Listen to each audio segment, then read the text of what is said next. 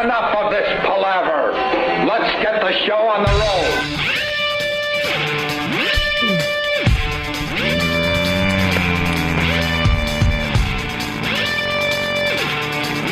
Good morning. Yeah. It has to start with a good morning, right? Does it? I guess. Yeah, I think it does. Hi. Roll over and say good morning and hope the morning breath isn't that bad. I don't like sex in the morning, man. What, Jimmy? That's why I don't like sex in the morning. The morning breath is terrible. Can't get over it. Can't get over the... Turn your head in the opposite direction. Bury your head in the neck and go... Speaking of which, I know we're a little late on this, but I finally saw it. The Steven Spielberg, George Lucas, Indiana Jones, South Park rape thing. Wow. I guess these guys... Getting away with murder. Well, they're getting away with murder, and I guess they officially don't care. Yeah. Officially don't care. They must have so much FU money that it's just at the point where they're going to go. I think they're trying to get thrown off, but just can't do it. I don't know what it would take after watching George Lucas and Steven Spielberg rape Indiana Jones multiple times. 3 or 4 times. During the episode. During the South Park episode about the Chinese, by the way. As Cartman and Butters go into a Chinese restaurant dressed in stereotypical Chinese wear and just making, talking in stereotypical Chinese speak. Yeah. I'm amazed. I guess people just gave up on trying to get them in trouble and just said, all right, well, it's just a cartoon. It's just South Park. Well, they've gotten to the point where people could say, it's South Park. Yeah.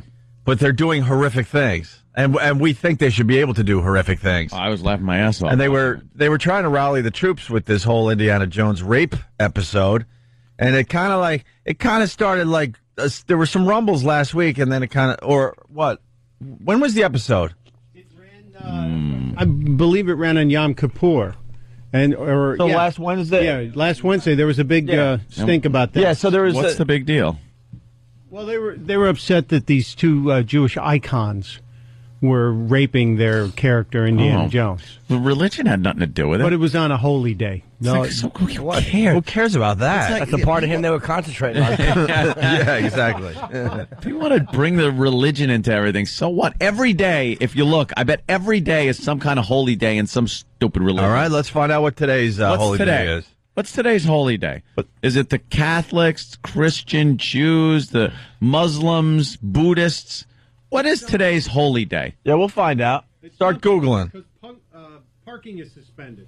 It is suspended today. That means something's going on. So it's the god of parking? Are we paying tribute to the god of the parking meter or something? Yeah. The alternate side of the street god? What is this? Oh, yeah, an episode.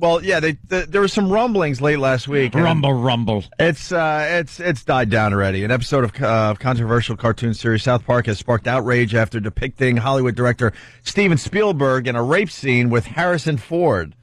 The show made its season 12 debut on the Jewish holiday of Yom Kippur on Thursday. In the opening episode entitled "The China Problem," the show's characters have flashbacks of Indiana Jones star Harrison Ford getting raped by Jewish director Spielberg and his fellow filmmaker George Lucas. That's just a coincidence, by the way. Yeah, what is it? It didn't have anything to do with the storyline. It wasn't like, we're Jewish, we're going to rape. Yeah, they don't think that far. I love how they don't try to imitate anybody either. It's just, well, we're going to rape you. Yeah. They always use that voice, but that voice kills me. Can we get some clips from this show? Anti-Defamation League spokesperson Mirna Shinbaum tells the New York Daily News South Park has been offensive and has had very anti-Jewish pieces in the past. We understand that the show's trying to satirize, but it may get lost on those who are haters. According to reports, bosses at Paramount Pictures have scheduled a meeting with executives at its parent company, which produces the blah, blah, blah, blah, blah. Comedy Central Senior Vice President Steve Albany says, we don't comment episode by episode on South Park or whether they cross the line, but South Park has a history, and people know what they are getting into when they watch it. Yeah. And it's like, anti-Semitic on that show? Yeah. But anti-everything. Oh, of course. The Chinese stuff was probably worse for some people. Yeah. Like, they didn't even bring that up. That was like, I'm sure these Asian groups would love to be up in arms about that one. Yeah. And then I've seen him on Muslims, Scientology. Well, Cartman goes into the Chinese restaurant because he realizes that the Chinese are coming, and he figures he's got to take on the Chinese, so he goes to the local Chinese restaurant, and he's got one of those rice patty, stereotypical, the pointy hat on. Yeah. And then Butters has the tiny little, I don't even know how to explain it, like kind of like the type of hat you would wear if you had like a Fu Manchu. It looked like just a red soup can on his head. Yeah, exactly. And then they put these giant front teeth in. Yeah. And then they made their eyes, they put makeup on their eyes. Yeah.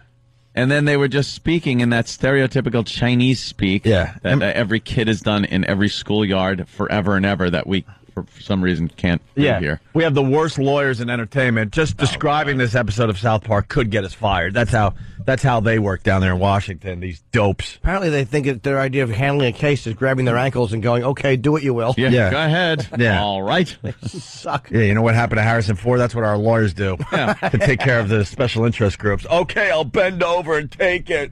Oh, that's good. Oh, whatever you want from me. Yeah.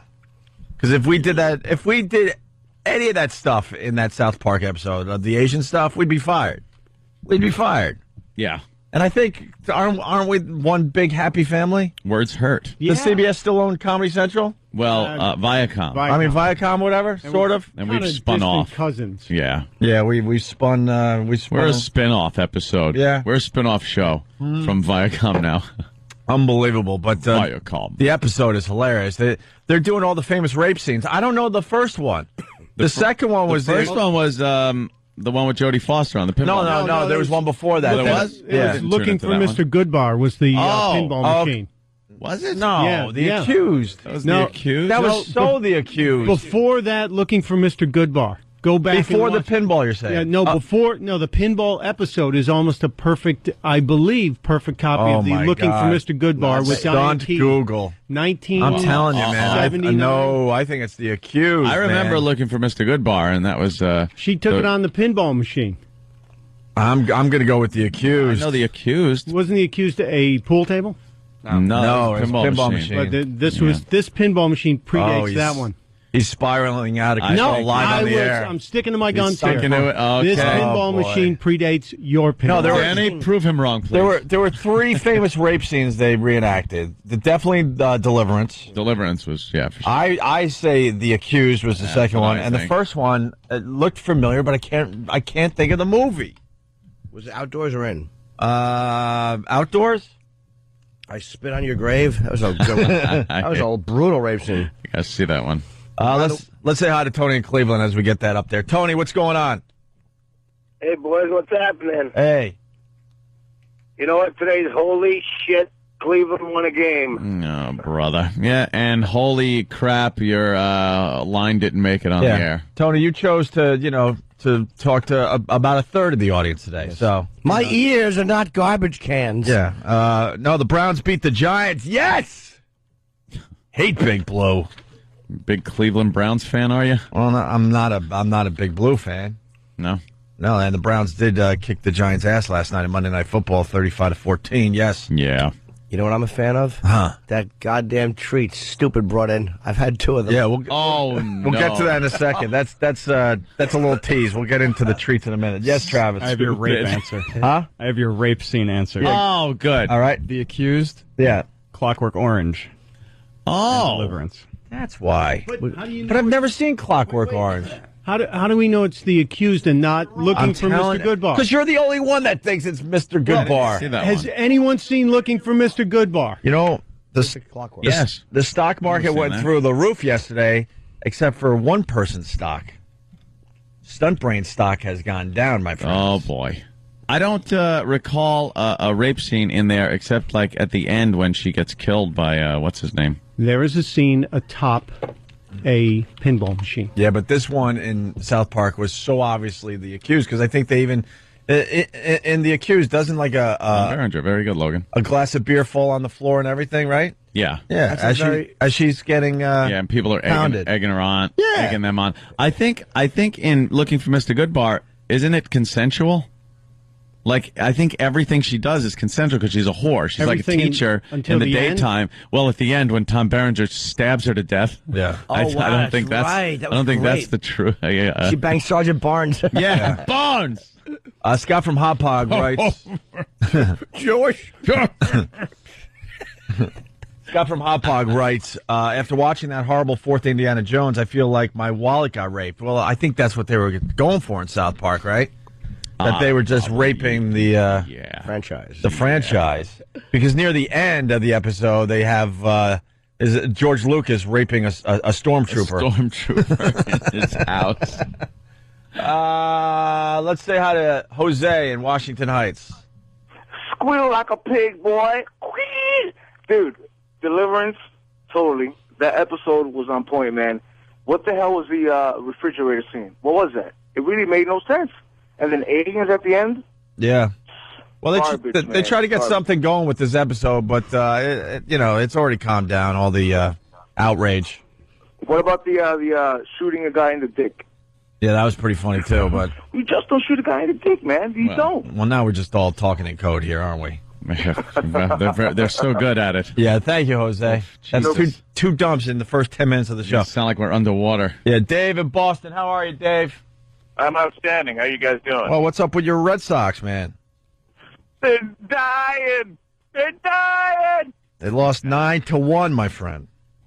Yeah, to be honest with you, I'm more of a hockey fan. Go Islanders. And Joe Torre's Dodgers having a rough night. Yeah. Yeah. The Montreal Canadiens, there's my boys. Oh, really? Oh, yeah. I grew up in Canada, so. Okay. Well, you can get to Montreal pretty fast from Boston as well. So, what do you got, I just Dave? love it. Well, I'm telling you, that's The Accused. I've already read it online. That one scene was definitely The Accused. They also mentioned Deliverance. They didn't compare that first scene to anything. I think that was basically just kind of an introduction to the idea that Indiana Jones was getting raped. Yeah. All right. Thank you, sir. All right. I want to see the Thanks, Clockwork one. Yeah, Does see he if have it is. Does he put a ball in the guy's mouth and No, tape it? nothing like that. So maybe it is just a setup rape scene. The Holiday Inn. Here you go. Here's your answer, Craig. What's going on? What's going on, guys? Hey. Today is Sukkot. It's a Jewish holiday, Sukkot. Sukkot. And what is where's David? David! Where's I'm David? not sure. Hold on. I think Today and tomorrow. we should find out Well, give me. what this holiday is through our own Jewish intern, Wait for your music, you David. dope. David. Where's his music? Do we have his music? Of course. Just look under Jewish song. So, Oh, right, here- come on in, I like David. this. David? There's my David. David's got a fresh haircut. You look very good. It's good. What'd you model after this boy's life? I know a thing or two about a thing or two. Where'd you go? The lemon tree? Take your time. Good morning. If I was a rich man, figured I'd sing a little song. What's up? So anyway, do you know anything about this holiday? I know some. What's it called? Sukkot. Sukkot. Yes. I like that. It's got Sue in it, so you know it's a Yeah, Jewish. Who is coat? Bernstein versus Coat. Sukkot. Okay. Yes. And what is this holiday? What does it represent? I know there's a lot of tradition, very Yeah. old world stuff with Jewish holidays. What is this one, David? Well, it's just it literally means Feast of the Tabernacles in English. That's what it is. What's it mean? It's called for some. Feast It's of called the Feast of the Tabernacles. Tabernacles. Is what it is in the English. Yeah, whatever that means. That's what it is. Tabernacles. Feast of the what? Feast of the Tabernacles. Yeah. That's where you draw that out. Tabernacle. Tabernacle. That's how he says it. Feast That's of the correct, Stumpbrain. Tabernacle. It is a harvest event. Some of it is promoting like What's the feast of what? the tabernacles. Tabernacle. And some of it is like has to do with like a feast of like harvest, like you represent like the different like when the Jews went out and like harvested all their fruits and stuff. Uh-huh. And there's a certain little like tree type thing that you do and you take to the temple and you move around, you shake around it's called a lulav, and you shake it around and You there's shake the lulav. yes, and then there's also an etrog. It's like a lemon. Etrog. It's like a lemon type thing that you hold next to it when you're shaking the lulav. You hold Lulav. a lulav and a lemon thing? It's called an etrog. It's like a lemon. It's sort of like a lemon, but it's much sour, and you don't want to. Yeah. Of course. Why would it taste good? Yeah. Bitter. Correct. You and your bitter herbs. What do you do with the lemon thing? Yeah. What You is just it? hold. You just hold it when you're shaking the lulav. Why do you shake the lulav? I don't really know like, all the rules. There's like different rules, and there's ways that you shake it. Like you have to go like to one corner of your behind you, in front of you, and to the right, to the left. There's always different rules of Oh, how you wow. shake it. So you. And there's more about Sukkot. Like you have to like remember how when the Jews were like wandering around in the desert and they didn't have anywhere to live and they had to like make tents, so you have to live like out for it's a week, and you have to live for a whole week in a tent. You're Stop screaming, it. David. I'm serious. You have to live in a tent for a week. You have to live in a tent for what kind of religion is this, David? Well, it's not a tent. It's like Sukkot. So it's called a sukkah. You have to A live in a sukkah. sukkah, and you Oh. and it has like walls, and you decorate it with like trees and Because it's sukkahs. yes, but it's not a tent. It's not like a tent, like a real tent shape. It's like a square thing you live in. On the top of it, you decorate it with like leaves and tree branches on the top of the tent. Really roughing it. Yeah. What is it? A special tent? Like, do you buy this thing just? Yeah, you can for buy this? it at like Jewish At Jewish stores? At a Jewish store, you can buy it. They have pre-made ones that you can buy, so you don't have to worry about assembling it on your own. And then you go into your backyard, Well, or you is have to this like done in your attach it to living like room? you have to attach it to like the side of your house, and you're supposed to live in there. You're supposed to sleep in there for the whole entire week and eat your But what meals if in the it's tent. cold? You have to you wear a blanket. You have to put a bed in there, like really ultra orthodox And Jews. how do you do it in Manhattan? It's tough, man. It's tough for this. You have a tent You have to outside do your it on building. like your fire escape, like I've some seen some homeless people that celebrate that every day with a blue tarp. some like super duper Orthodox Jews like sleep in the sukkah for the whole entire week. They sleep there and they eat all their meals there. They don't leave it. They like live in that for the whole They week. go to the bathroom in it too? Yeah, what about that? So you guys are like, Yeah, I don't know. That's a good question. you guys are going against your religion, man, because we don't see a lot of tents. Yeah.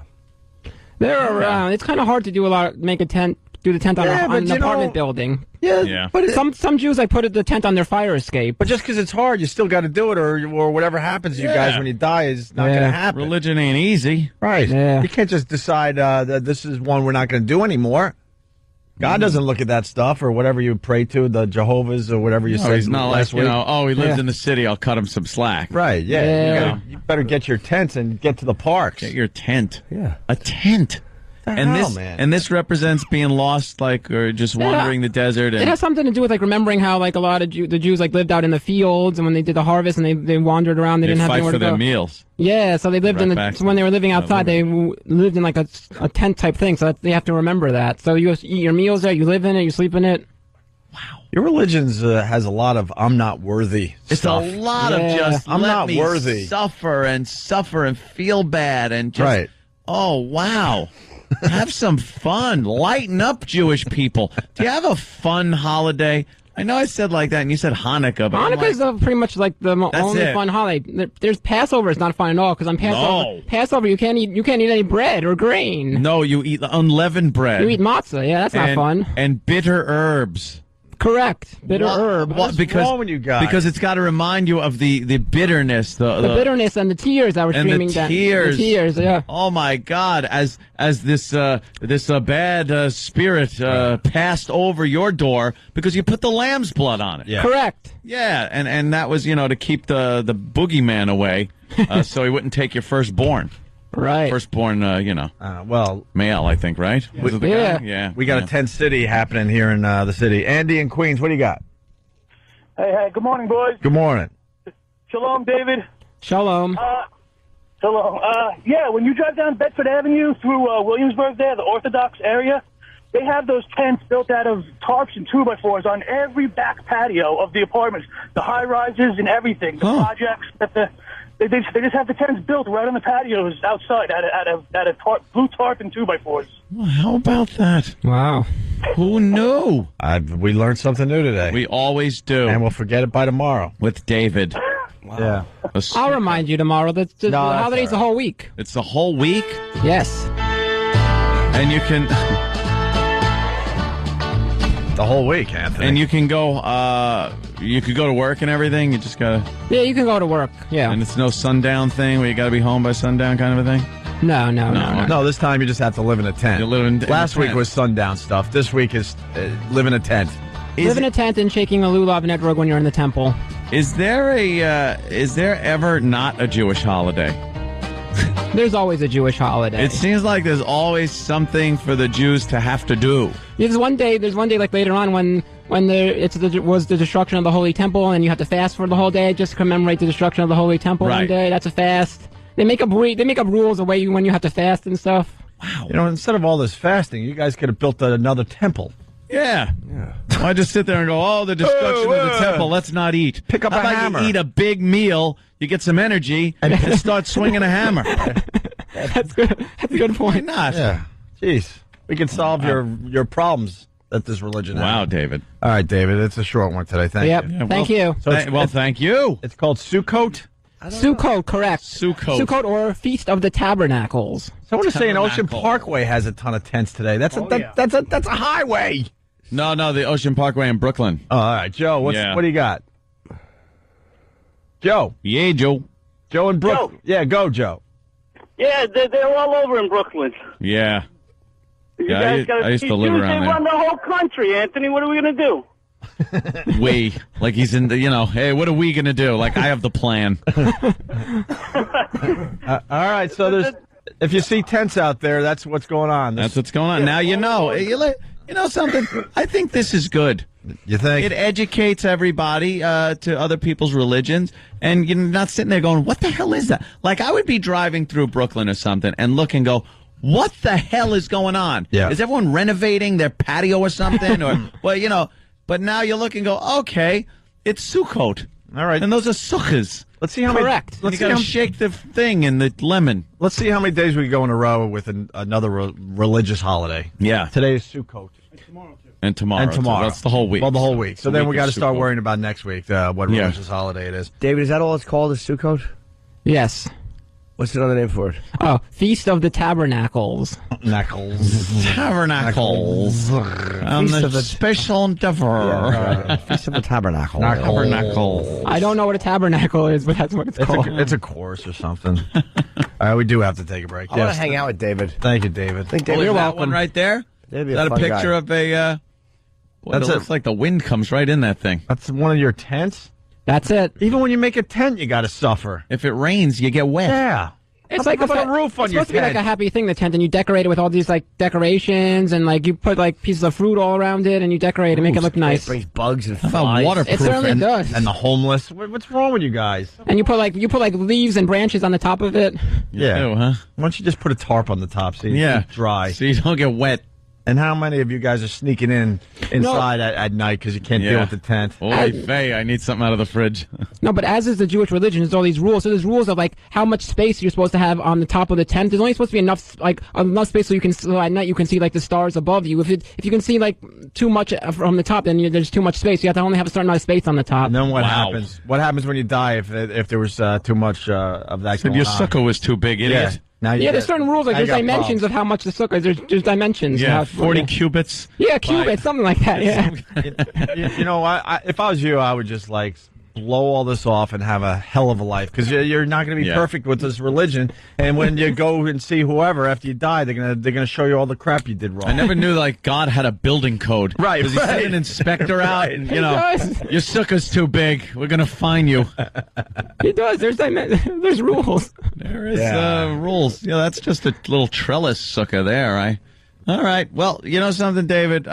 Always an education with you. I'm glad we got a Jewish intern on board to help us out with There's this. so many rules. Like if you shake the lulav and you put it over the left hand first instead of the right hand first, you're in trouble. Oh no!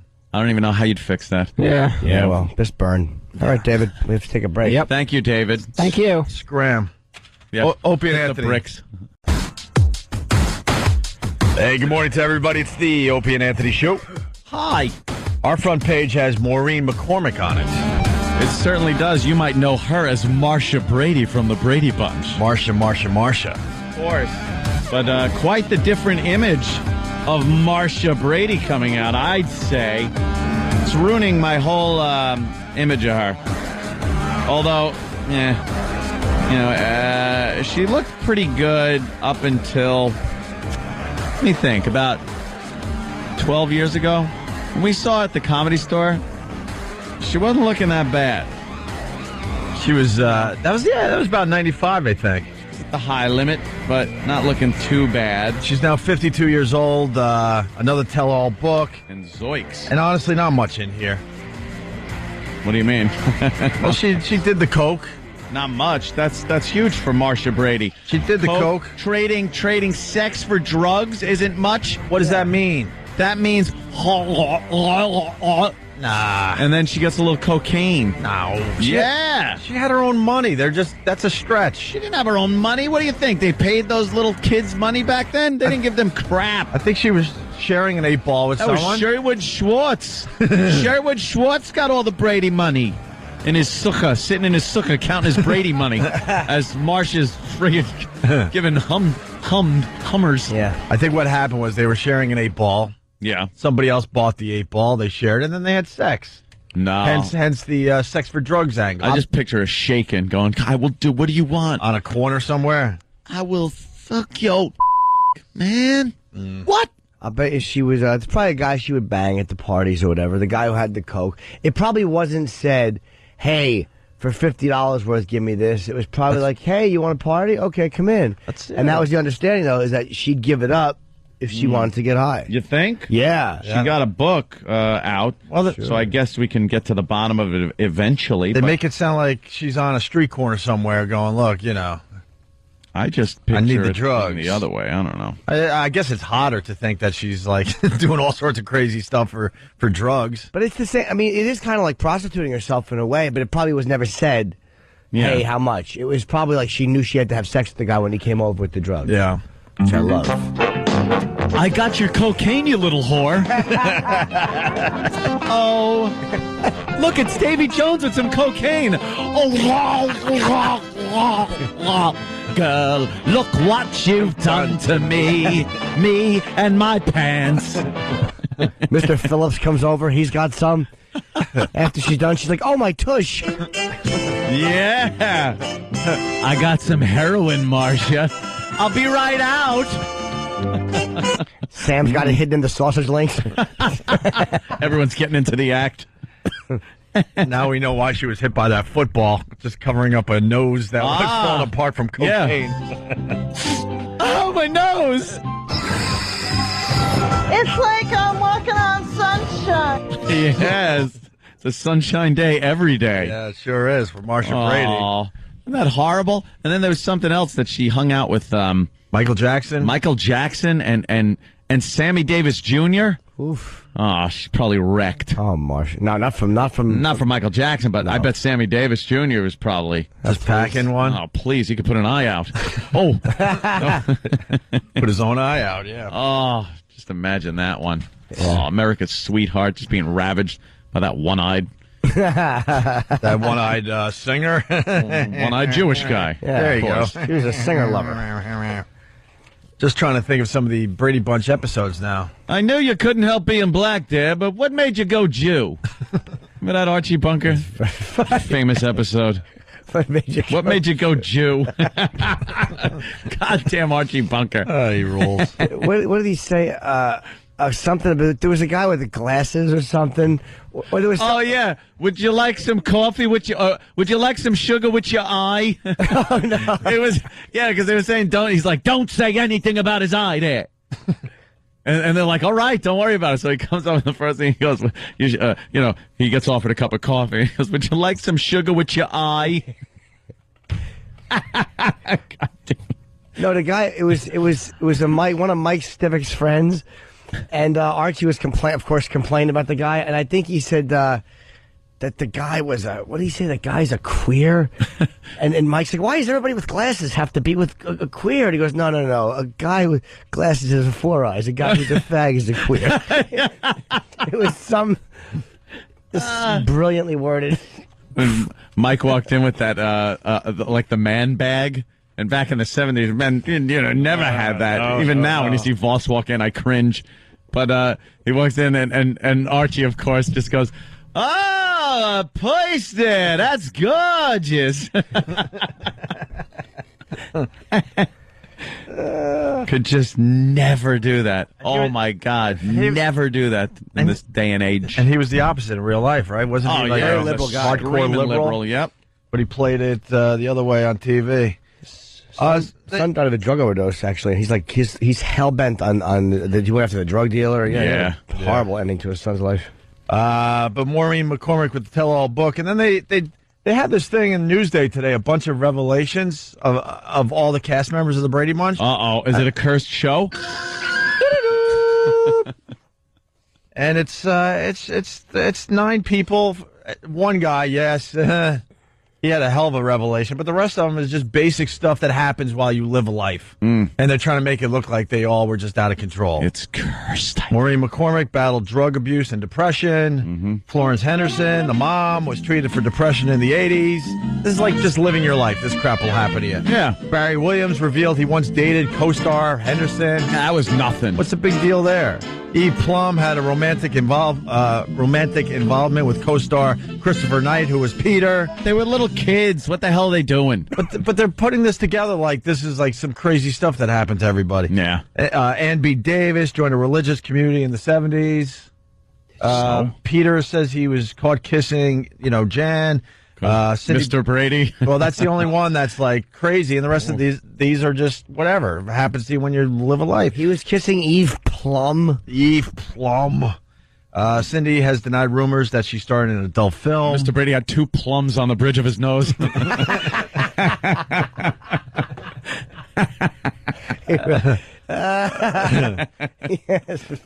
He'd call that Plum Eve the night before.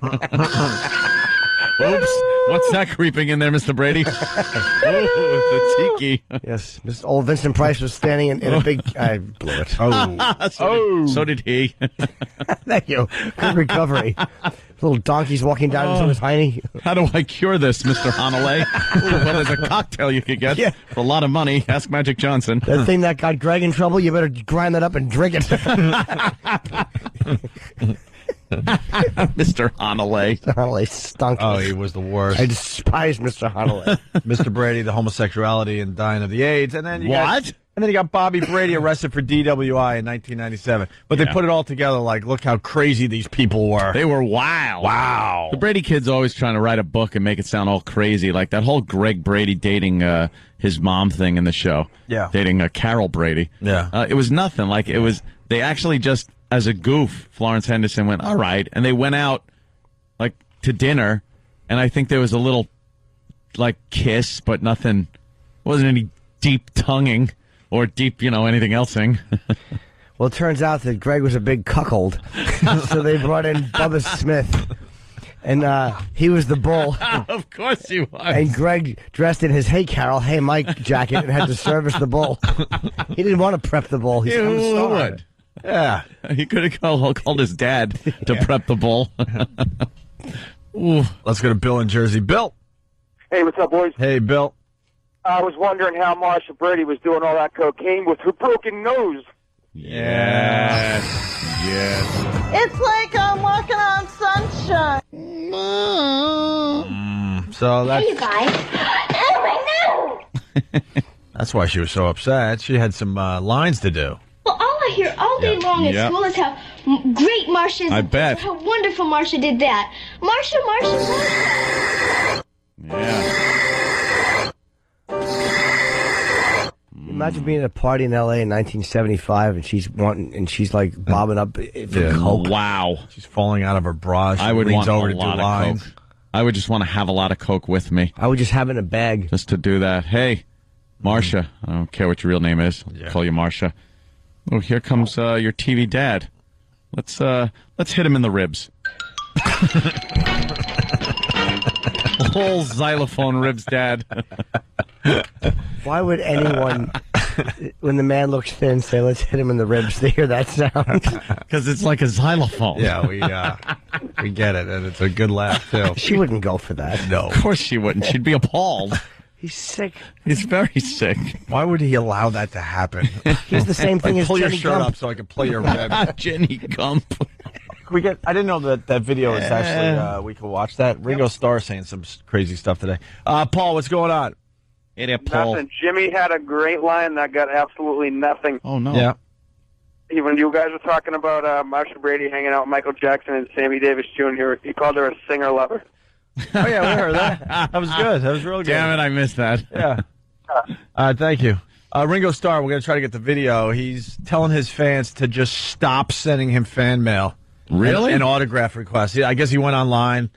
Ringo made a video. He's like, enough. And I think after October 20th, whatever you send him, he's just going to throw right in the garbage. What is wrong with this pompous douche? But he probably gets... It's not how much. It's Ringo. For God, please. It's probably not a couple things in the mail like we get. It's probably thousands a day. He's probably trying to drum up publicity for himself. You think? For something, one of his stupid all-star band tours or some crap. If you didn't want any attention, would you go to the media and say, "Please don't give me attention. I'm a Beatle"? After losing two of the guys, his mail request probably went way up. They're like, "Well, we can't get John or we got to get George Harrison. There's only two left. All right, I guess we got to start sending stuff to Ringo." Former Beatles drummer Ringo Starr has told his fans in a bizarre online video, we got to get to this video, to stop sending him fan mail as he is too busy to sign or read it, and it'll only be tossed. Too busy doing what? Not learning how to play the drums. Writing bad music. Oh. This is a serious message to everybody watching my update right now. This is very serious. Shut up with your Liverpool accent. Peace and love, the musician said. Of love. I want to tell you, please, after the 20th of October, do not send fan mail to any address that you have. Nothing will be signed after the 20th of October. If that has the date on the envelope, it's going to be tossed. I'm warning you, with peace and love, I have too much to do. So no more fan mail. Thank you, and no objects to be signed. Nothing. Fans of the former Fab Four can, however, still get their Ringo fix with Ringo Starr bag. Perfect for groceries, the beach, or any other daily activities. He's got a bag out there you can buy. Mr. Brady should have used the Fab Four. That was how many pounds he weighed. Well, the Harrisons have already come out with a hat.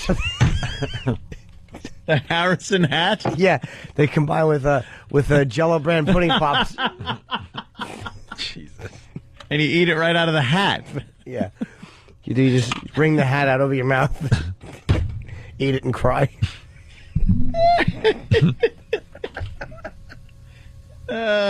He sells a hoodie. Oh, Bill from Waterford wondering he's forwarding all his fan mail to Pete Best. Oh. He sells a hoodie and a bag that you take to the grocery store. It's ridiculous. That's so stupid. I see those people every once in a while. They bring their own bag to the grocery store. Yeah, it's supposed to be a conservationist thing where you're not using the plastic or paper. But how many bags? You ever go to the grocery store? Hey, you load up your goddamn truck with crap. Right. What are you taking, one little bag?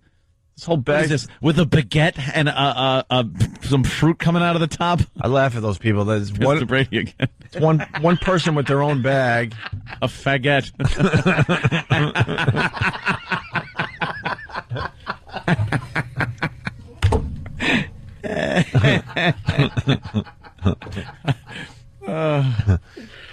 These dumb people with their stupid bags, though. I know. Yeah, I mean, if you get 10 million people to follow suit, then maybe we'll get something done. One person thinks they're making a difference.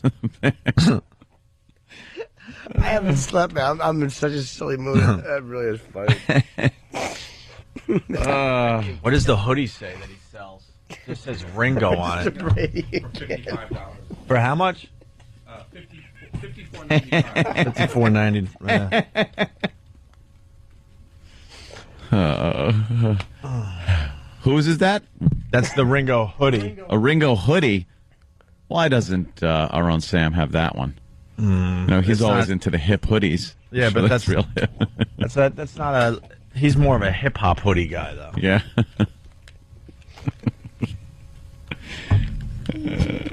All right, we'll take a break. 877-212-08. We're going to check out the FU line as we go to break here. And I think when we get back, we're going to do Jocktober. We'll do a little Jocktober after the break. Yeah, stay there. Thanks for calling the Opie and Anthony FU line. Here's the latest batch of FUs. You have 7 new voice messages. First voice message. Yeah, I'd like to leave a big FU to all the CEOs and CFOs who are actually CJOs who are going to be bailed out with this $700 billion proposal. You. Next message. Yeah, I'd like to give a big you to the dumb that just ran into me. She didn't even apologize. Ran in her house and made her grandmother come out and apologize for her. You dumb bitch. You ruined my morning, my week, and my new car. You! Next message. Yeah, I want to send a big you to my foreman, Pat. Thanks for calling me for overtime, you bag. Next message. And I just want to give a big you to the fat lady that I just brought into Boston in my cab. $55 friggin' fare, and she can't give me $1 tip. You fat. See you next Tuesday. Next message. Hi, I'd like to leave a big FU to the United States Congress. You bastards are taking my tax dollars and giving it to a bunch of lazy CEOs and corporations that can't manage their own damn company. Yeah. Next message. I just want to leave a big you to the eye doctor that effing took eye drops and put them in my goddamn eyes. I can't see and it's just pissing me off. You! Next message. Yeah, big FU to my bitch wife who decided Thursday night to start beating me up, hit me in the head with a candle and the candlestick holder, and then scratching the out of me. So when I went to work on Friday, my boss thinks that I'm a victim of domestic violence. You. Next time I'm going to punch you right in the horse teeth you got. End of new messages. Call the Opie and Anthony FU line. 866-FU line 1. That's 866-FU line 1. Thank you and goodbye. Opie and Anthony. I was in the bathroom. I heard Anthony yelling and screaming. What's going on, Ant? It's just another thing that was dumped that gets me annoyed. And it has nothing to do with the FCC. It has to do with corporate policy that's ridiculous. They dumped out when Jimmy was just repeating a line from All in the Family. Of course. That was a CBS show. Yeah, CBS show. A classic. Deemed a classic TV show by anybody. I mean, and you're just quoting a line from it as we're remembering the show a little bit and just quoting lines from it. Context has no place in radio anymore, in that it wasn't like it wasn't hate speech. It was us talking about a TV show, quoting a line. Can't you take that type of context and allow it to go through because it is in that context? We weren't bashing anybody. It's not being here on the air and saying, we got to get these out of the country. We got to take all the and throw them out. Get out there and start beating up on the... And I can't even say it in that context as goofing, as being... Yeah. But I mean, when you're talking about a TV show and how it was used in humor by Archie Bunker, I mean, how come we can't quote that? It's a show that's on TV land, for God's sake, right next to Petticoat Junction and Hogan's Heroes. They have caved into special interest groups without fail. They have never stood up to special interest groups and said this is ridiculous. There should not be a blanket ban on any words that don't fall under the FCC blanket. If there's an FCC word that the FCC doesn't want you to use, you know what those are. Everyone knows what they are. We don't use those words. We don't even try to get away with using them. But a word like fag, a word like that, look at the context you're using it in. We're quoting a show. When is corporate going to wake up and realize the lawyers are just completely destroying this business? This is the time where you really need to figure out what the hell is going on. And do you idiots in corporate understand why radio is going down the crapper? Why listenership is down? Why your stocks are down? Why people aren't listening as much? Why they go elsewhere for their entertainment? Because they're bored crapless. Because you let the lawyers take control of the entertainment portion of the business. Let the lawyers take care of the contracts and all the other boring garbage that lawyers have to take care of. And let the on-air personalities take care of what happens on the air. That's all. And you'll see ratings go up. Right. And you'll see your stocks go up. But they've just got a bunch of these people, these lawyers that convince the programming part of the company to hire these milquetoast asses that just give you bore-fest radio. And we can't use certain words that are fine with the FCC because they've been, dubbed hate speech by who? In what context? We're not up here delivering Nuremberg speeches. Come on. What the hell? Cut us some slack as far as how we're using the words. Take it in the context and in the spirit that it's being delivered. Not just a blanket ban on a word. They're banning words. When did when did you think you'd see the day they're just banning words overall, regardless of context? Because the lawyers are, in their essence, they're cowards. And they when special interest comes, none of them have the ability to stand up and go, well, the context for this was really fine. Yeah. They just can't do that. Their whole job is just to cave in and give in and then make it harder for people who are on the radio. Yeah. They really are cowards who are not doing their job. It makes me sick. Cowards, and they don't want to work too hard either. So it's easy just ban that word. I can't be bothered to figure out how it was used and all that crap. I said a while ago, corporate has to wake up. They're listening to our show every day. You got to get new lawyers. Yeah. The old ones are not working anymore. Kick the old ones out. Get new lawyers that understand how entertainment works in the year 2008. We started the show by talking about South Park raping Harrison Ford as Indiana Jones. Yeah. And guess what? The kids are eating that crap up. South Park is huge. And then you're banning the F word for gay on our show? And you expect us to compete in this new world? Because Comedy Central stood by South Park. Yeah. Because they weren't complete sissies.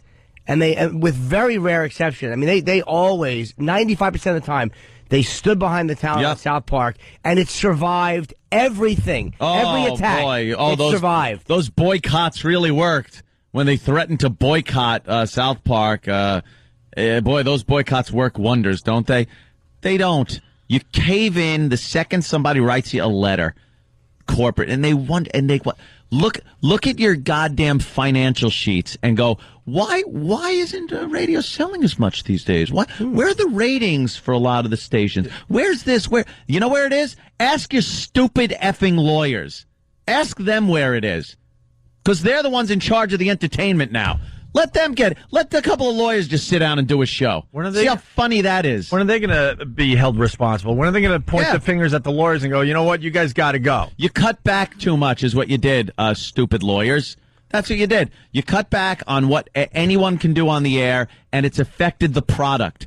And people are bored with the product. They don't want to sit and listen to something that's been castrated by you unfunny lawyers that have no clue what entertaining people is about. Ugh. It's an All in the Family clip that we should play, and they will dump it. And I think, Jiven, you're wrong to dump this. In context, you should leave it. But I know it's not your call. He's just overall. a poor bastard that's got to sit there and take crap over the phone from the lawyers and corporate. It shouldn't be dumped. It's an All in the Family. It's on Nick at Night. They will dump it. Why do the lawyers get to skate? Everyone is getting fired. They point the fingers at the PD. They point the fingers at certain shows. Everyone gets fired, and radio stations change formats because they're not getting the job done, and then that format stinks, and they get another format, and that stinks, and it's never ending. And the lawyers sit there and get to keep their job. Call them ridiculous. out. Ridiculous. Call them out. They've been the biggest problem for personality-driven radio. Ever. The lawyers. Not even the FCC anymore. You can't even blame the FCC. We haven't even been close to an FCC violation as far as what comes out of our mouths because they backed off so far and put their own stupid rules in place by their stupid lawyers. And then you just got to sit here and as you get dumped out of for things that are No one's willing to take a chance or a risk anymore. They're all just hoping to keep their jobs. And it's not That's what even a this has- chance or a risk. Well, I wouldn't even ask him to do that much. This is not a risk. If you recite a clip or play a clip from All in the Family, anyone who complains about that is going to get laughed at. Just say this is a classic television show that anybody would say is a classic show. It makes the top 10 shows of all times all the time when they do lists like that. Why do you think? Because it was entertaining? Because it was cutting edge for its day? For today now, you can't even do anything like that in this day and age. Everyone's so goddamn oversensitive. Ugh. The lawyers Don't make gotta me go. sick. They gotta you all go. make me sick. Get new hip lawyers that understand what's going on. We're doomed as a nation. And people don't even understand how big of an issue this is with us being doomed as a country. It affects everything. These effing lawyers just taking words away. There's a word. You remember that word? Yep, can't use it. Well, what if I want to use it in nope? Well, what if it's a circumstance where nope? What if it's a news story? Nope. Just banning words. You ever think you'd see the day? They ban words. Because of special interest. Only because of special interest. And they make up words like hate speech. It's not hate speech. Hate speech is when you're making a speech that's very hateful. There's not hate word. Any word could be used in context where it would not be hateful at all. Any word.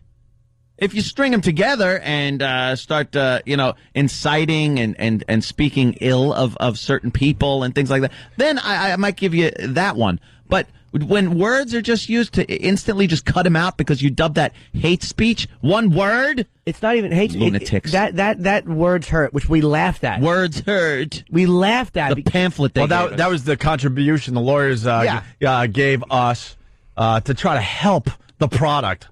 A pamphlet called Words Hurt. We couldn't believe that this was actually real crap that they were trying to shove down. That was the funniest crap the lawyers ever came up with. Right.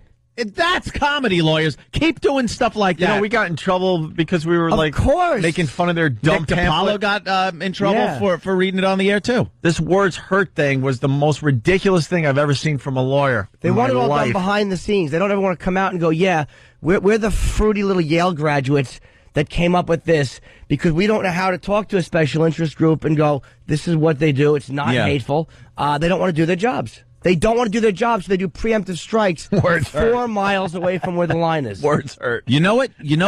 When children. Right. Your stations would have the highest ratings and would bill money like you haven't seen in years if you had every interest group banging on your door to complain.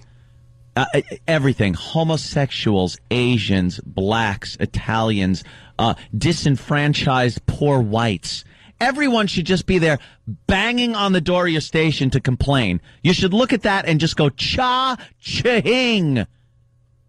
And no, that isn't the name of the Asian guy that's banging on the door. Wow, I'm glad they let that go by. I'm sure they didn't, but now I they just probably figured didn't. It's a funny joke. It's a great joke. Well, you heard I'm it sure- on Sirius XM. All right, what's God, it's annoying. It's just every so often it just reaches the boiling point where I can't fathom it anymore. Yeah, these lawyers down there in Washington have made our jobs extremely difficult. Extremely difficult. And no one looks at them and go and says, well, you got to take some responsibility now. And no one ever points the fingers at them and go, look, you've gotten to the point where you're really hurting the product and you're really hurting our radio stations and the stockholders are not happy. You have to go. We have to get some young, hip lawyers that understand entertainment in the year 2000. Yeah, man. Dude, I sat in the room with them. It's not like we don't get what they do. I sat in the room with them. Yeah. And they're dummies. They're not even good debaters. No. I'm a high school dropout. And I ran circles around him when he was telling me that the Janet Jackson incident somehow is going to spark topless girls in a radio station. Right. And we're going to somehow spark an FCC fight, which was just the excuse. Yeah. Nonsense. They're full of excuses. They're getting paid. They don't care. Not even bright. Why do they care? Every station could have no ratings and be folding and changing formats and going through this, that, being sold off, whatever. And these lawyers will just sit there and have their cushy jobs like they have for years and years. Zippity. There's no accountability. They can just cut out everything, and there's no accountability on their part. It's like if you had a store, you're running a store, and lawyers came in and removed a half your inventory in your store and said, there, now bill just as much. Well, you took half our stuff away. Don't care. And then they bitch to you, why aren't you selling these things? Well, there aren't any left in the store. The lawyers took them. Well, you got to figure something out. You got to get some new merchandise in here. But they don't like the new merchandise. People like the old stuff. Mm-hmm. It's beyond me. It's corporate's fault. They just allow the lawyers to keep influencing the product. I mean, people hate to hear. And obviously, we're not getting our returns. So let them keep ruining the product. That's it. Here's the All in the Family clip. We all know Roger, and we all know he's straight. And even if he wasn't, and I said if, what difference would that make? Do you know that in many countries, England, for instance, there is a law that says whatever two consenting adults do in private is their own business? Listen, this ain't England. We threw England out of here a long time ago. We don't want no more part of England. And for your information, England is a fag country. What? Say, are they still picking handkerchiefs out of their sleeve, huh? Are they still standing around leaning on them skinny umbrellas like this here? I know their whole society is based on a kind of a fagdom. You know you're right, Archie. You're right. The British are a bunch of pansies. Pansies, fairies, and sissies. And the Japanese are a race of midgets. The Irish are boozers. The Mexicans are bandits. And you Polacks are meatheads. You Polacks are meatheads. It's brilliant. It's so goddamn funny, and it's just socially poignant. It's crime now. Yeah. That's criminal now. Yeah. It just doesn't make sense. That's brilliant writing. It's hysterically delivered by an amazing actor.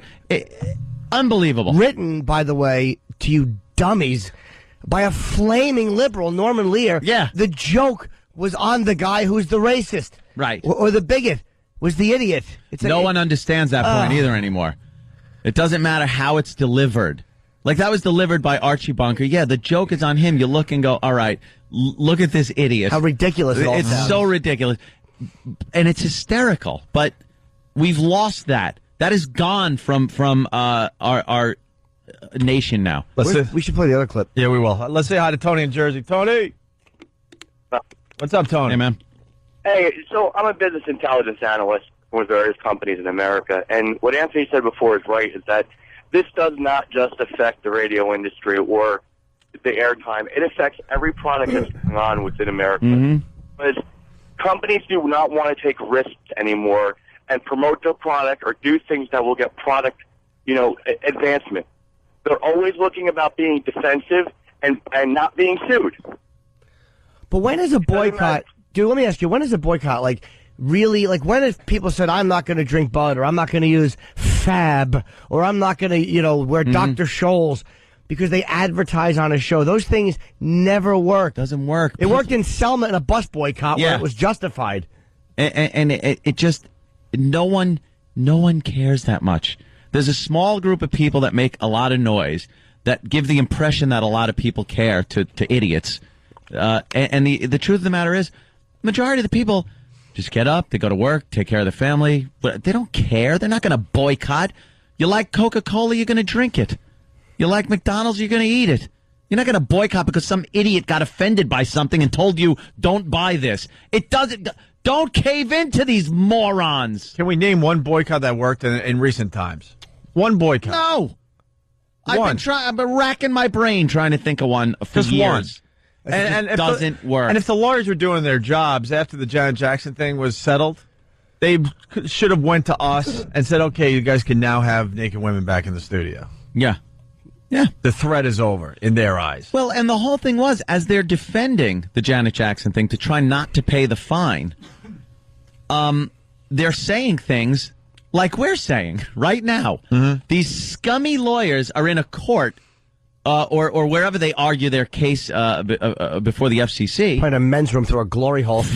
No doubt. And what they're saying is, well, we should be allowed this. This was nothing. It was this. It was that. And then behind closed doors, they panic and tell everybody that's supposed to be entertaining people, steer clear, don't do this. What happened to your argument in court? Your brilliant argument before the FCC that this is fine, it's not offensive. Ugh. Disgusting. That's why lawyers get the reputation that you do. It's not the ones that are defense lawyers or prosecutors. It's just this wishy-washy. Do the minimal. Yep. Take your check and go back to your suburban life, and then not really care about any of the product or any of the consequences of what you've done. Yeah. That's why you're hated, and it's not because people don't get what you do. We get what you do. Yeah. We just don't respect it. Yeah, we get it. Have no respect for it. You got. Here's another Archie Bunker clip. Just because a guy is sensitive and he's an intellectual and he wears glasses, you make him out a queer. I never said a guy who wears glasses is a queer. A guy who wears glasses is a four eyes. A guy who's a fag is a queer. It's just. He's a four eyes. Four eyes. Yeah. How do you take then his derogatory comments toward gays after that seriously when he goes, a guy that wears glasses is a four eyes first, and then he comes up with his brilliant line. Like it's just, that's his rational argument. Yeah. Yes. Exactly. That's his rational argument, and you're going to look at that and go, "Oh my word!" We're all walking on eggshells these days because of this. Because of this transition we went. You look back at that, and regardless of what happened in between then and now, there's been a giant change for the worse. Everyone walks on eggshells. Everyone's afraid to talk to anybody for fear of offending. You're in the workplace. You got to look out. Watch what you hang in your cubicle. You won't even know. You'll hang something so innocent up there, and before you know it, you're fired because it offended somebody. Right. A bunch of just whiny crybabies. That's what this country's turned into. We've lost our balls in this country. We've lost no wonder the rest of the world laughs their asses off at us. We got nothing left. There's no heart left to this nation. There's nothing. We got a strong military. Good. Unless the whole of the United States, its people, have some strength and some stick-to-itiveness to be able to say, go F yourself, we're doomed. And we're so scared now to offend each other. We're so separatist now. We're more separatist now than we've ever been. I don't care, but more than we've ever been. Oh, sure, we got a black guy running for president. You know, we got a lot of minorities that, used to be considered minorities in public office. Women are just shooting up the old corporate ladder. But it's more separate than it's ever been. And everyone is so scared to talk about it for fear of losing their jobs and getting the old scarlet letter. Mm-hmm.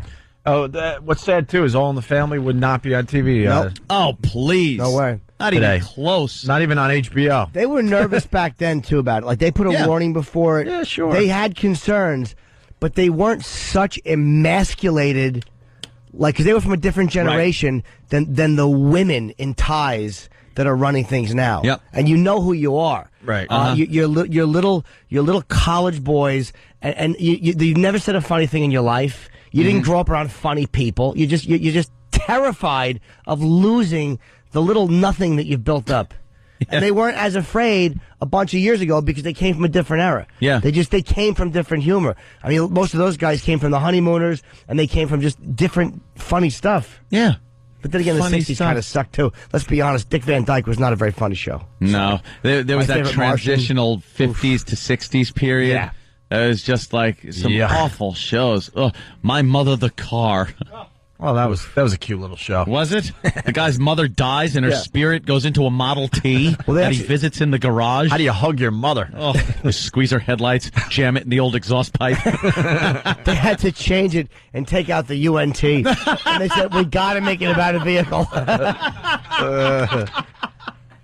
Speaking of how ridiculous the lawyers are, by the way, and we like this sponsor, but this is how ridiculous the lawyers are. They won't allow us to do a lot of the edgy stuff. But when it comes to encouraging men to cheat on their wives, guys, go for it. Hey, people are going to do it anyway, and if you're going to, Ashley Madison's the place to go. But my this is friend. how ridiculous the lawyers are. Yeah.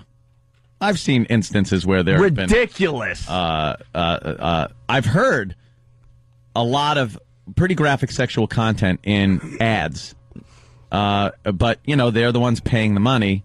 Yeah, but so they allow it to go through. But then if we wanted to do, but if we do the edgy stuff, the ratings would go even higher, and that means more money can be made by the advertiser. Wow, look past the tip of your nose. Holy jeez, that's insane, right? Dude, there's an example I can remember of an Asian joke being done. I remember it was a comics ad by a comedian named Joe Coy, who's a funny guy. He's from L.A., and I think he's Asian. And he was doing an Asian joke, and that was part of the ad. And they let it go right through. And I remember I asked, I think it was Tom, I asked him. And he's like, well, they're advertising. It's like, it's so sickeningly obvious. We couldn't even repeat it. No.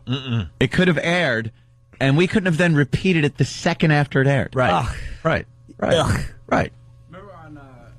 Daniel. A few weeks ago, we were talking about those awful TBS commercials where it looks like it's a comic doing stand-up, but it's actually an advertisement for. Oh yeah. Well, there's one where there's a black comic hawking prepaid phones, and like part of the stand-up bit is he's talking about how guys like him don't have credit, so it's a great thing for him to, and that's it's just as racist as anything else, but they're allowed to get away with it because it's a sponsor. Stereotyping and stuff. Words hurt. Words hurt. No, they don't. The fact that men had to sat read down and wrote and read that. The fact that guys who consider themselves to be do you have male genitals? Yeah. Do you look down and see something hanging, or is it like a doll that you buy where it's just like a bunch of bumps? They might. You know what it is? They must write that stuff up, like words hurt, and then hey, how about a bathroom break? And they sit down next to each other in the stalls, and you hear. You got any paper over there? You got some paper? Pass it under. They made every radio guy in the company read this words hurt thing. Unbelievable. And I think you had to sign off and say that you read it. I think there was a pop quiz. It's ridiculous. We did. We had to go online. We had to go online onto a special website and take a test. Right. And it would be like, good. Ooh. Like some kind of brainwashing going on. Yeah, that's what it is. Doomed. Maybe they doomed. Maybe these lawyers worked in the past, but I'm telling you that the thing is, corporate has to wake up and get newer lawyers. That's the solution, because we can bitch and complain all we want, but you got to also throw solutions out there. That's the solution. I'm sure there's younger lawyers out there that understand how to keep a company out of trouble, but also allow the entertainers do what they know how to do best. And these old lawyers that have been around a long time, they don't know the game anymore. Out. They don't know it. Throw them out. They absolutely are out of touch with what's going on out there, especially with the younger people. I also think part of the problem with the lawyers is they're like any other scummy, disgusting organism. They have to justify their own existence so they continue raping the company for more money than they're worth. Yeah. For instance, we probably have had very, very few FCC worthy problems since we've been back on regular radio. Very few. So they have nothing to do. So what they have to do is justify their own existence by whoring for special interest groups and for what they deem will be sponsor concerns, because there's no real FCC problem with most of the shows anymore. Yeah, they pulled them back know the so rules. far. They've pulled everybody back so far. Everyone knows the rules. They plastered it into people's heads. They pulled the line way back from the FCC line. So, yeah, they're not litigating FCC violations anymore. They're sitting there going, let's see, how do we justify our jobs? More rules. More corporate rules we'll put in place. Also, they advised the company not to hire us.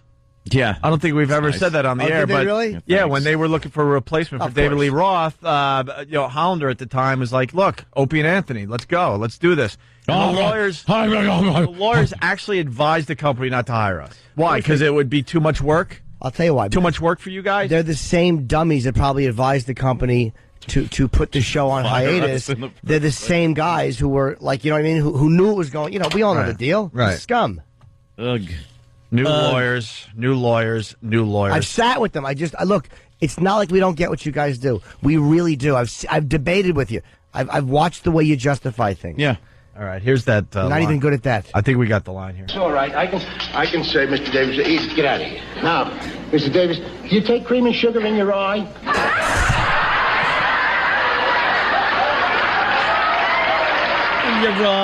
In your eye. All right, we got to take a Cream and break. Sugar in your eye. What a laugh that got. Oh, my God. We got to take a break, but if you're in New York, stick around. If you want to cheat, we're going to tell you how you could do that. It's Opie and Anthony.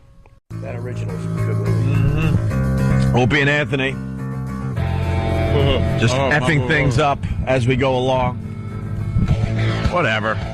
You got to speak your mind out there. Yep, and you really do. The All in the Family clips, good job. They actually did all go through. So yeah, I was a boost. We forced them to. Trust me. Well, he could have still dumped. If we didn't give that whole big speech, that would have all been dumped out of. He's not giving anyone any credit. I'll give Jimmy some credit. He probably heard the context and it made sense. He might get an S sandwich later though for allowing it to go through. The wimps are taking over the world. We got to start speaking. Got to start speaking up out there. Speak up. Speak up. Be heard. Words hurt. Exercise your real First Amendment right. Just don't get fired unless you have FU money. 877-212-0&A. Why don't we move right into Jocktober? You want to talk about how lame radio is? Yeah, here we go. This is a prime example of what happens in this environment. We're not happy with what has happened to us over the years, but at least we're still pushing as much as we can. Trying to fight the good fight. Most radio gave up years and years ago. So, Sam, what have you got?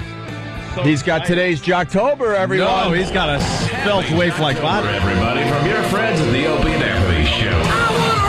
It's a celebration of hacky, puny radio shows and DJs from across this great nation of ours. Oh, it's just the worst. That sound is actually coming out from between her legs rather than her mouth, I think. Yeah. Crank up the crapola, it's Jocktober. There's a person stranded. There's a show. It's stranded. That's funny. Good stuff. Hey, now there you go. There's a little improv stand-up for you. The hell was that? Happy Jocktober, everybody, from your friends at the Opie and Anthony Show. Let's all do it. There was no joy attached to that sound. None. Oh, my God. And there you go. Sam just gave us all like a snapshot of the morning show we're going to be featuring today. I swear to you, I would have bet a lot of money that we've already done this show. Yeah, I was thinking the same thing. It's all the same people. They typecast for these morning shows. This is wacky. It's two guys and a girl every single time. They could call this one Fruit, Fatty, and Ugly. This is awful. The one guy looks like Justin Timberlake if, he was a radio DJ. Guess which one that was. And then you have Frank Caliendo. Yeah, you got a little Frank in there. And Sue. Yeah. That's a chick? Yeah. All right. The Wink Wake Up Show. That's right. In Harrisburg, Pennsylvania. Pennsylvania has a lot of hacky radio, huh, there, Sam? Yes, absolutely. Yeah, it's the Wink Wake Up Show with Denny, Sue, and John. Wink104.com for the people that want to play along at home. Wow. Give their website a few hits today. And it's like Hope said, this is everyone we've already goofed on. Yes. So I don't even think you have to bother pulling up a picture. No. And they all want to be radio stars, but how are you going to be a radio star following the dumb format that your company gave you? You got to hire a hole. You got to hire Tank, the sports guy. And let's not forget about a stunt boy. Yeah. Is Sue the hole? Well, she's a lady on the show. Yes. I'm just wondering if, Yeah. Well, she fits the criteria. I don't like to have you guys, make those types of judgments without hearing for yourself. No, so, righty. the whole test is part of the audio. Yeah. Of course. That we have. All right. Well, why don't we get right into the Wink Wake Up Show out of Harrisburg, Pennsylvania. Wow. John, Sue, and Denny give away Elton John tickets. This is the whole test right here, you're saying? This is it. What you do is just listen all the way to the end of the clip. Okay. And you tell me. Is she going to do an guys? Is she? You tell me, guys. Oh, my God. I like the mystery. Yeah, it is. It is But fun. let's play guess what she's going to say. Someone is going to try to get a little edgy, and she's going to, throw up the yield sign, right? She'll make a noise like this. Oh. Let's guess the noise. I'm going to go with an guys. I'm going with a no. All right, Jimmy? I'm going to go with one of those two. A no? One of those two. Oh, okay. One of you guys is right. I can't even think of a third option. Oh. Now? I'll make that noise. That's my noise. How about go now? All right, so what we got? I got old guys. You got... No! And you got... Oh. All right. That's not a winner, by the way. All right, well, you're in to see Michael. That was to Michael Jackson. Where's that coming from? You're in to see Elton John. Give him a woohoo. What are you talking about? You're Elton John, Wednesday night in Hershey, Mike. All right. Hang on, we'll tell you to get the tickets, okay? Thank you. You got it. We have more to give away tomorrow on the Wink Wake Up Show, and Wednesday as well. Third row seats tomorrow morning. Get out! Mm-hmm. You're close enough to smell his perfume. That's what I'm told. Stop it. Oh, damn. We forgot the stop it. She used the most obvious one. Stop it. Instead of the yield sign, she went with the stop sign. Oh, Stop. Stop what? What are those two things hanging in front of you? Humor removers? What? By the way, how come no one pointed out the irony of Elton John performing in Hershey? Hershey, they should have pointed that that's out. the joke you make, you dopes. Please, the can we get rocket that town again? of Hershey, Please, Pennsylvania. can we get that again? That's where the humor could come from. Oh, she stinks. All right, well, you're in to see Michael. That was to Michael Jackson. Where's that coming from? You're in to see Elton John. Give him a woohoo. What are you talking about? You're Elton John, Wednesday night in Hershey, Mike. In Hershey. In Hershey, right. Oh. What's the highway up there that you got to take to ask any third grader, he'll tell you. Can we hear the freight train crash into the fun? There we go. Yeah. All right. Hang on, we'll tell you to get the tickets, okay? Thank you. You got it. We have more to give away tomorrow on the Wink Wake Up Show, and Wednesday as well. Third row seats tomorrow morning. Get out! Mm-hmm. You're close enough to smell his perfume. That's what I'm told. Stop it. Oh my God! I would go home and I would just take a razor to my neck. Can you put the "get out" after that? When he just yells "get out," that should have been his response to her. Yeah, when get she said, out. Yeah. Stop it! Get out! Oh my God! Most women in radio, I'm not going to say all of them, I'm going to say there has to be one in the country, should literally have their teeth kicked in by a donkey. I don't know why I chose that option. But like when they say something like that, a donkey should just kick their teeth in. Stop it. They have to hurt. Of course it would. Big Metal shoe. Metal shoe, just wham real hard and fast, just spam right in the mouth. Strong, unforgiving hindquarters. The only strong... It just has no clue what it just did. Of course not. It's stupid. You're at the horse mounter. The only strong women in broadcasting are doing talk radio, talking politics. That's it. That's it. Stop. The rest of them are just useless. Stop. Completely useless. Stop it. It'd be like, did you just say stop it? Because I had a... Yes, I just... That's what, yeah, yeah. Oh, then donkey hoof. Yeah. Just... and when you called her out, did you just say stop it? She'd have to stick with it, but she'd know it was coming because she'd hear the animal being brought down the hall. And you give her the choice, a black eye or the... Yes, or you touch your toes and the donkey kicks you. Yeah, there you go. Heather in Harrisburg, Pennsylvania. Morning, boys. What's up, Heather? Hey, I drive to work every day. I've never listened to the Wink, but there's this massive billboard with this whole face on it, with her head cocked to the side and one eye winked closed and her big fat mouth open. It's horrific. Every day I go to see this whole face. Wait, she's winking on the billboard? Oh, she's winking like the biggest over-exaggerated wink you've ever seen. You know what that is? That's I know these guys get wild, but I'll take care of them, ladies. But we're doing it with a wink. Wink, wink. I'll keep them in check by saying stop. Oh my God! All right, I think, by the way, I was pretty close with that. I think I was closer than the other two guys. Yeah, of course I think you it was were. closer. I went with no. Yeah, and it was a stop. You'd probably get the points. All right, I was close. Almost doesn't count except in donkey hooves and hand grenades. Denny talks about a McCain rally. Listen for Sue's contributions.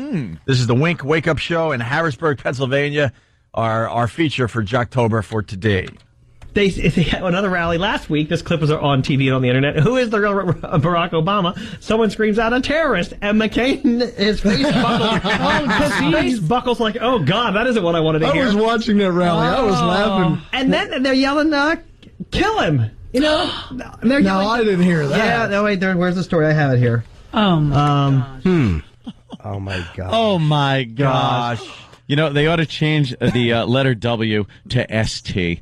That is exactly what I, what? Oh, stick. Okay. I was reading the paper for Sue. Stu? Why would that be? Yes.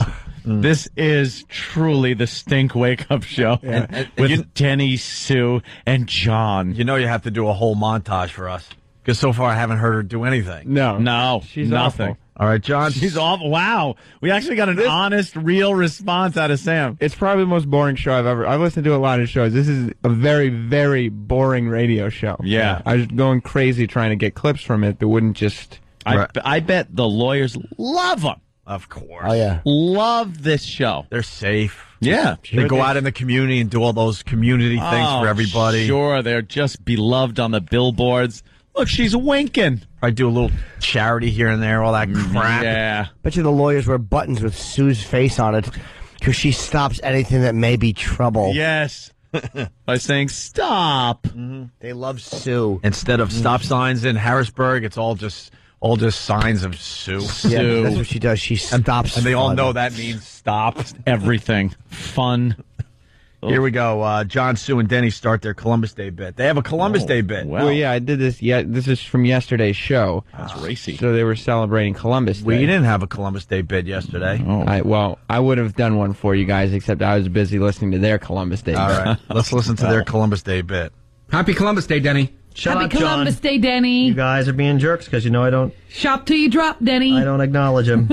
Big shopping day today. He was a slave trader who brought disease and virtual genocide to the North American indigenous people. And brought crickets over here. Rickets and rickets. smallpox and malaria. I swear to God, I thought he said he brought crickets. Crickets. I heard crickets, too. That's what I thought, and I was going to go, wow, you know, I learned something from the morning show there, the Wink Morning Show, because I didn't know that. No, that would be the reaction they were getting. And they're blaming Columbus. He brought the crickets we're hearing as opposed to laughs. But you got to acknowledge him, or you wouldn't be here. He kind of really started this whole thing, right? Who cared he brought a little pestilence and rape? Cut the guy some slack. What are you going to do? Well, see, John said he brought crickets. Crickets. And then Denny said, no, rickets. Oh. What? Oh. So, I mean, they had their joke books out writing. They certainly did. Which, if you didn't get it that time, if you just kept listening to the show a little later, maybe they'd revisit it. At Wink 104. I just wanted to wish you a happy Columbus Day John, before we I get don't into celebrate Wink Columbus 104 Day celebrity because news. he was a slave trading, disease carrying, here we go, torturing of North American indigenous people. Marisa. American discovering. That's why I celebrate it. Marisa, do you have crickets at your house? And because of that, we have great sales today. Marisa has crickets at her house, and it turns out this is all Christopher Columbus's fault. Rickets, I think is what he was. Rickets, so I was Rickets wrong. and malaria. And Hey, by the way, management told me earlier that on Columbus Day is usually the furniture sales. That's the big sale this holiday. Thank you, management. Sam, can I punch you? Wow. I am so angry right now. I can't even. But did you get this time that he was talking about crickets? Yeah. Not rickets? Not But rickets. Denny was saying rickets. Wow. That is funny stuff. But in case you didn't get it, they decided to revisit the joke. Yeah. Again. They are wild. Now, did Denny revisit it because he wasn't sure people heard it, being that his face was in a pillow when he said it the first time? Holy boy. Oh, my God. That whole thing, too, with Columbus. Oh. You got to be like, hey, we're not celebrating it. Don't worry. We understand he was a horrible man. Guy had balls enough to jump in a rickety ship, Ricketts. Mm-hmm. Crickety ship? Crickety ship. Mm-hmm. And, sail the ocean blue. Right, in 1492. And come over here and, kick some ass. Bang some broads. Take some land. Kick some ass. What did he do? How much land could he possibly have taken? No, how dumb were the Indians? God almighty. Yeah, enough. Bunch of guys in pilgrim hats, just throw dirt on them. If you had a wheel, perhaps you'd have done a little better. Why do you believe guys in ships carrying muskets with black shiny shoes and knee-high socks? What's the matter with you? Shiny buckle. Ooh. God almighty. Here's a berry. Give us your town. Okie doke. How about negotiating a little? Right. They see their reflection. They see the reflection of themselves in that shiny buckle and think you have their soul. Yeah. They run off into the woods screaming. Hey, you want to smoke this pipe? Now sign over that deed of land. Okie dokie. Okie dokie. Fair enough. You got it. Not a clue that they might be a problem. None. Yeah. Not a clue. Everyone's friendly here. Right. And they didn't notice that the blankets that they were using were making everybody who used them cough and die. Yeah. This blanket makes me sneezy. I'm not trying to say, by the way, that in Harrisburg that Denny's gay at all. I was only saying that his breath smells like upholstery and pillowcases. Well, the team continues with their Columbus Day material. Thank God, Sam. Yeah. Denny, happy Columbus Day to you as Shut well. up, John. I don't celebrate or acknowledge that holiday. He was a terrible man. And he didn't make just one trip to the over here. Well, of course not. You see all the crickets here? How many? I mean, you'd had to come over a few times to boat the crickets over. Rickets. Crates and crates of them. Rickets. Responsible for rickets and scurvy and smallpox and malaria. Hey, you look at Columbus, man. He was the Carnival Cruise, man. He was always down in the Caribbean and stuff. Yeah, he made like 4 trips, so that's where he always is. He was never up here. It's not like he landed in Georgia. They should just be playing music and giving away concert tickets. Mm-hmm. What are they doing? Well, What are they doing, Sam? They do that. They don't even do very much talking because they have music and traffic and news that is apart from their talking. Mm-hmm. And Wow. so when they are talking, they're doing the cricket ricket routine. Do you know what would be perfect to hear on this? What? One of them screaming, "Oh my God, there's a fire in the entrance. We're trapped. Help us." Yeah, if your radio show is forced to do traffic, your bosses have no confidence in you. Like the Happy Land Club routine in the Bronx. Social club. Remember that? 85 people killed one jealous boyfriend because of a fat chick. Naughty boy with the little thing of gasoline and match. Oof. Let's say hi to Nick in Maine. Nick? Hit her, Good Nick. morning, gentlemen. Good morning. Jimmy, can you be any dumber? The Pilgrims were not with Columbus. So the answer would be no, I couldn't be. What was Who gives a crap? The jokes were funny. I'm coughing like that. Oh my God, Grandpa. See, the 1400s, Columbus came over. No, But, yeah, it was down in the Caribbean. And then in the 1600s, then came over the Pilgrims and, and they did the whole Plymouth Rock thing and then that other place in Virginia. What John the hell was that? Standish. Miles Standish. Oh, John, his friend. And John was the brother that John nobody talked Smith. about. No, John Standish was Miles' brother. He was like the bassist. And I was right, by the way. What happened was Columbus dressed up like pilgrims to fool the Indians, so they would blame them. So I'm not an idiot, sir. Yeah. I knew that. It was bait and switch. Let's say ass. We got some info on this radio show. Tommy Five Toes says, no, it was Ted Standish. That's right. Could you make me a hat with a buckle on it? I like a belt buckle on a hat and knee-high stockings. Ted Standish. Yes. Let's go to Chad in Pennsylvania. He has some info on this Wink Wake Up show. Chad. These guys are atrocious. They actually replaced a guy who I believe in the early 90s was suspended by the FCC for a year for being too edgy. So this was their backup plan to bring in something nice and weak and stay out of trouble. Yeah. And keep in mind, earlier you guys in Jocktoberfest goofed on the People's Radio show, which is also out of the same market. That's pretty much the two options we have here if we don't have satellite. So sorry. We've made fun of 3 shows from your area. That's how bad the radio is in that Harrisburg area. It's terrible. All right. Wouldn't it be funny if they were goofing on us, too, because they had Pigtober, and they just played, like, disgusting misogynist radio shows? Horrible things we say on a daily basis. Nice. All right, we're going to wrap up today's Jocktober, looking at the Wink Wake Up show.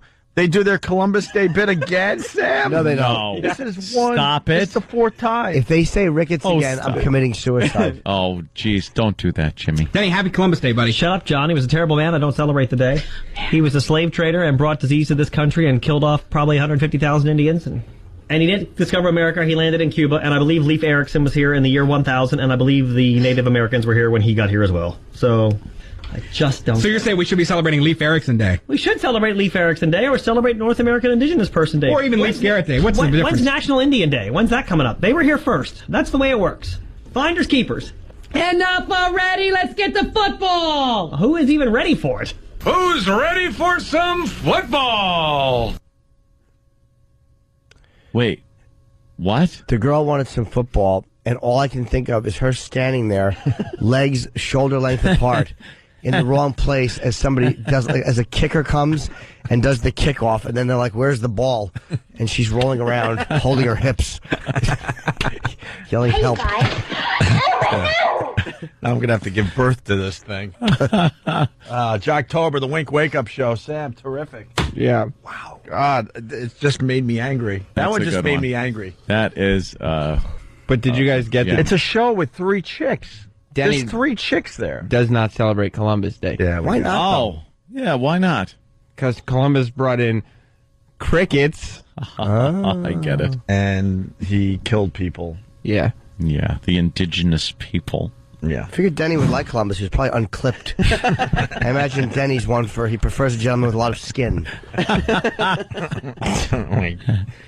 All right, we look forward to the next show. Yes, as we continue. Yeah, move out of Pennsylvania for a while, will you? Move out of there. October. We still haven't done Boston. We still haven't done Scott and Todd for everybody here in New York. That's kind of my backup plan because they're always good. Scott and Todd should be the grand finale. Yeah. These hacks, they've been doing it for how many decades now?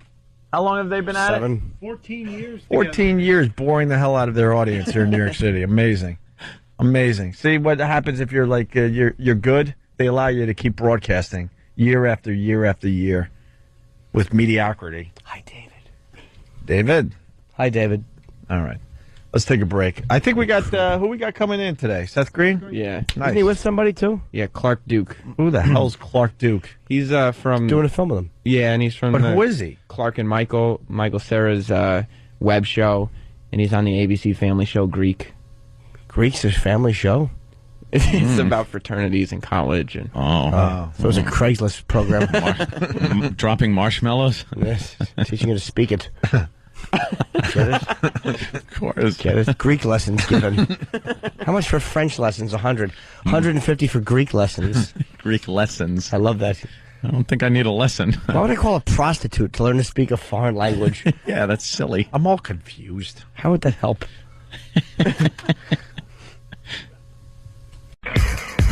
Moving right along. Opie and Anthony, Jim Norton.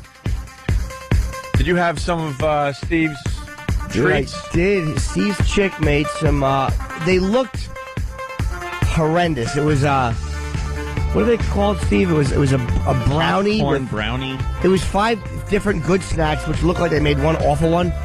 It looked like they pulled some out of a garbage can. It was a brownie with peanuts. Peanuts, popcorn, those little peanut butter chips, and I think extra chocolate fudge in the middle. Why the popcorn on top? I don't know. I've never seen that before. I think it's kettle corn, actually.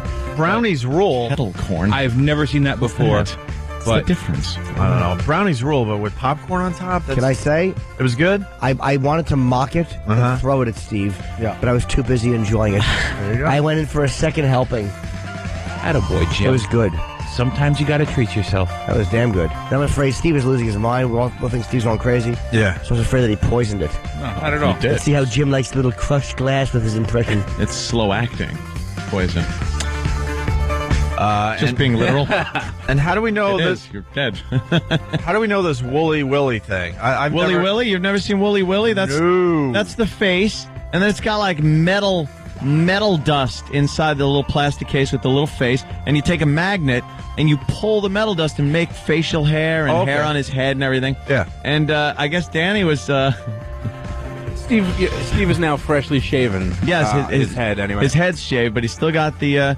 The mustache the thing that Fu goes Manchu. around, and I couldn't figure out exactly who he looked like until I finally just realized he looks like the Wooly Willy things that you play with as a kid with the little magnetic pen. And if you pull up Wooly Willy, I'm sure if you go to Google images, yeah, if you it'll Google pop image up. magnet hair, it'll be like the second. Yeah, it looks just like Steve now. Yeah, we'll throw this up on ONDayRadio.com. Get a picture of Steve and a picture of Wooly Willy and put it on our website. You're a Wooly Willy looking fool. Thank you, Jim. God damn, that looks like Steve. Well, you missed the middle stripe. Yeah, can we get a middle stripe for Steve? Yeah, that's hard with the magnet. It might pull the other whiskers toward the middle. That's right. Make you look silly. Yeah. Be silly. Yeah. We got the Ringo message. Thanks, Steve. Thanks for the treats. We appreciate it. Wooly is a tool. That's a good one. Oh, it looks like there's an iPhone app. Is it really? Yeah. There's a Woolly Willy app? Well, from this picture, I don't know if that's real or Photoshop, but apparently. Yeah. Let's see. Is it getting reception? That's gotta be photoshopped. Oh, Jimmy loves his iPhone. My new one's better. Yeah. The other one I dropped in a bathroom in Los Angeles. If you'll notice, I have a white iPhone. Hey, what happened? Well, the kid made a $500 temper tantrum.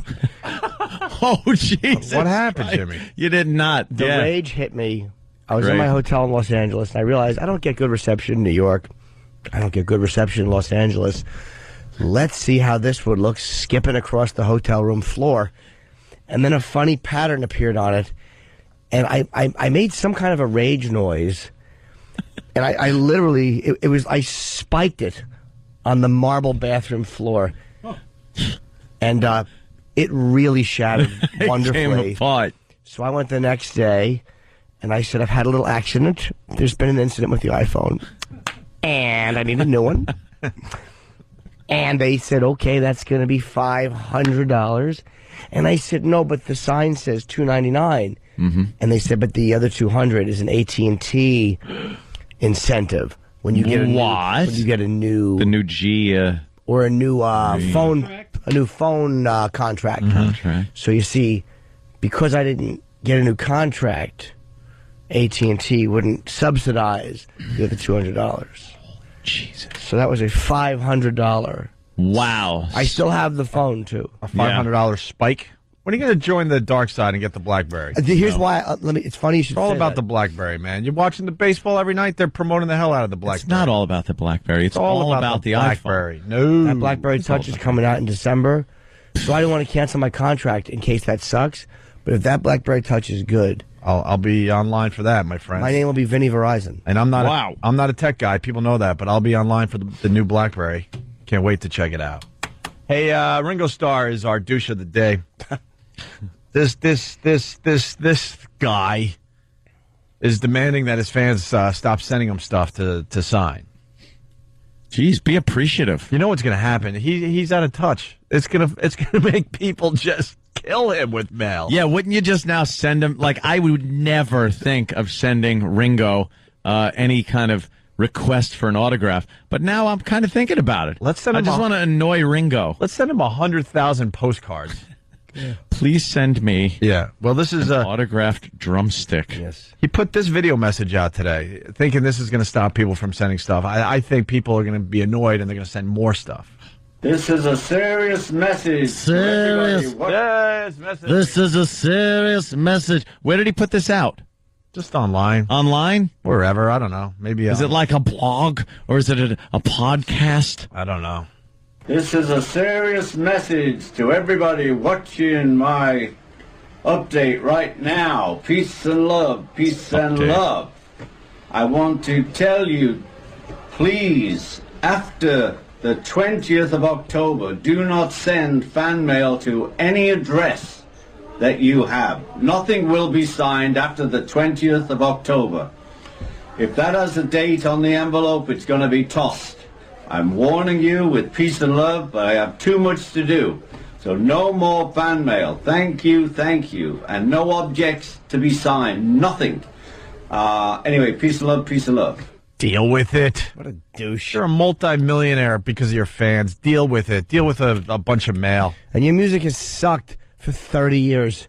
Yeah. Name me one good Ringo song since the Beatles dropped out. There was the one about... You're 16. Yep. You're beautiful. And I'm in jail. Yeah, that's average at You were best. able to sing about, like, crap like that years ago. That's like, what was that one? Sweet Caroline. Or, yeah. Was a like sing pedophile about song, a too. 16-year-old girl. You come on like a dream. Yeah, see? Peaches and cream. Winds like strawberry wine. You're 16. You're beautiful. And you're mine. How about that? How old was he when he was singing about a 16-year-old girl? That's what we need to know Yeah, how today. old was he there? How old was he? I bet he was. I mean, he's got to be older than what, 16, mid-60s now. That Yeah. song's probably 30 years old. What about that other song, "Young Girl"? Like did- back then, Gary Puckett and the Union Gap. Young girl, get out of my mind. My love for you is way out of line. Better run. Another Horrible. pedophile song. Yeah, better run. Listen to this. I'm too well hung, girl. You're only one girl. See, of a woman, right? Listen to this. You kept the secret of your youth. Kept the secret of your youth. You led me to believe you're old enough to give me love. And now it hurts to know the truth. Ah, she lied. Oh, young girl, get out of my mind. But he's digging it. My love for you is way out of line. Better run, girl. He's chasing her. She's in a cowboy hat. He's got a Garrett. She's got little boots. Trying to write a ransom note. You're onto something. These pedophile songs from back in the day. There's plenty of them. Well, Ringo was. You're just a baby. You're just a baby In disguise, wearing that lipstick. Yeah, you little hooah.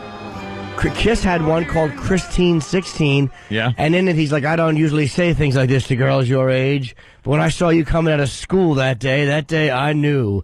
It's like a really great Gene Simmons dirty. song. Yeah. Dirty. Ringo was 34 when he was singing about a 16-year-old. Oh, okay, that's not bad. And then you got Sweet Caroline that came out recently. That's about Caroline Kennedy. Yeah, When that she one was- though, like just listening to it, you wouldn't know, but it was about Caroline Kennedy. Yeah. when she was a kid. Yeah.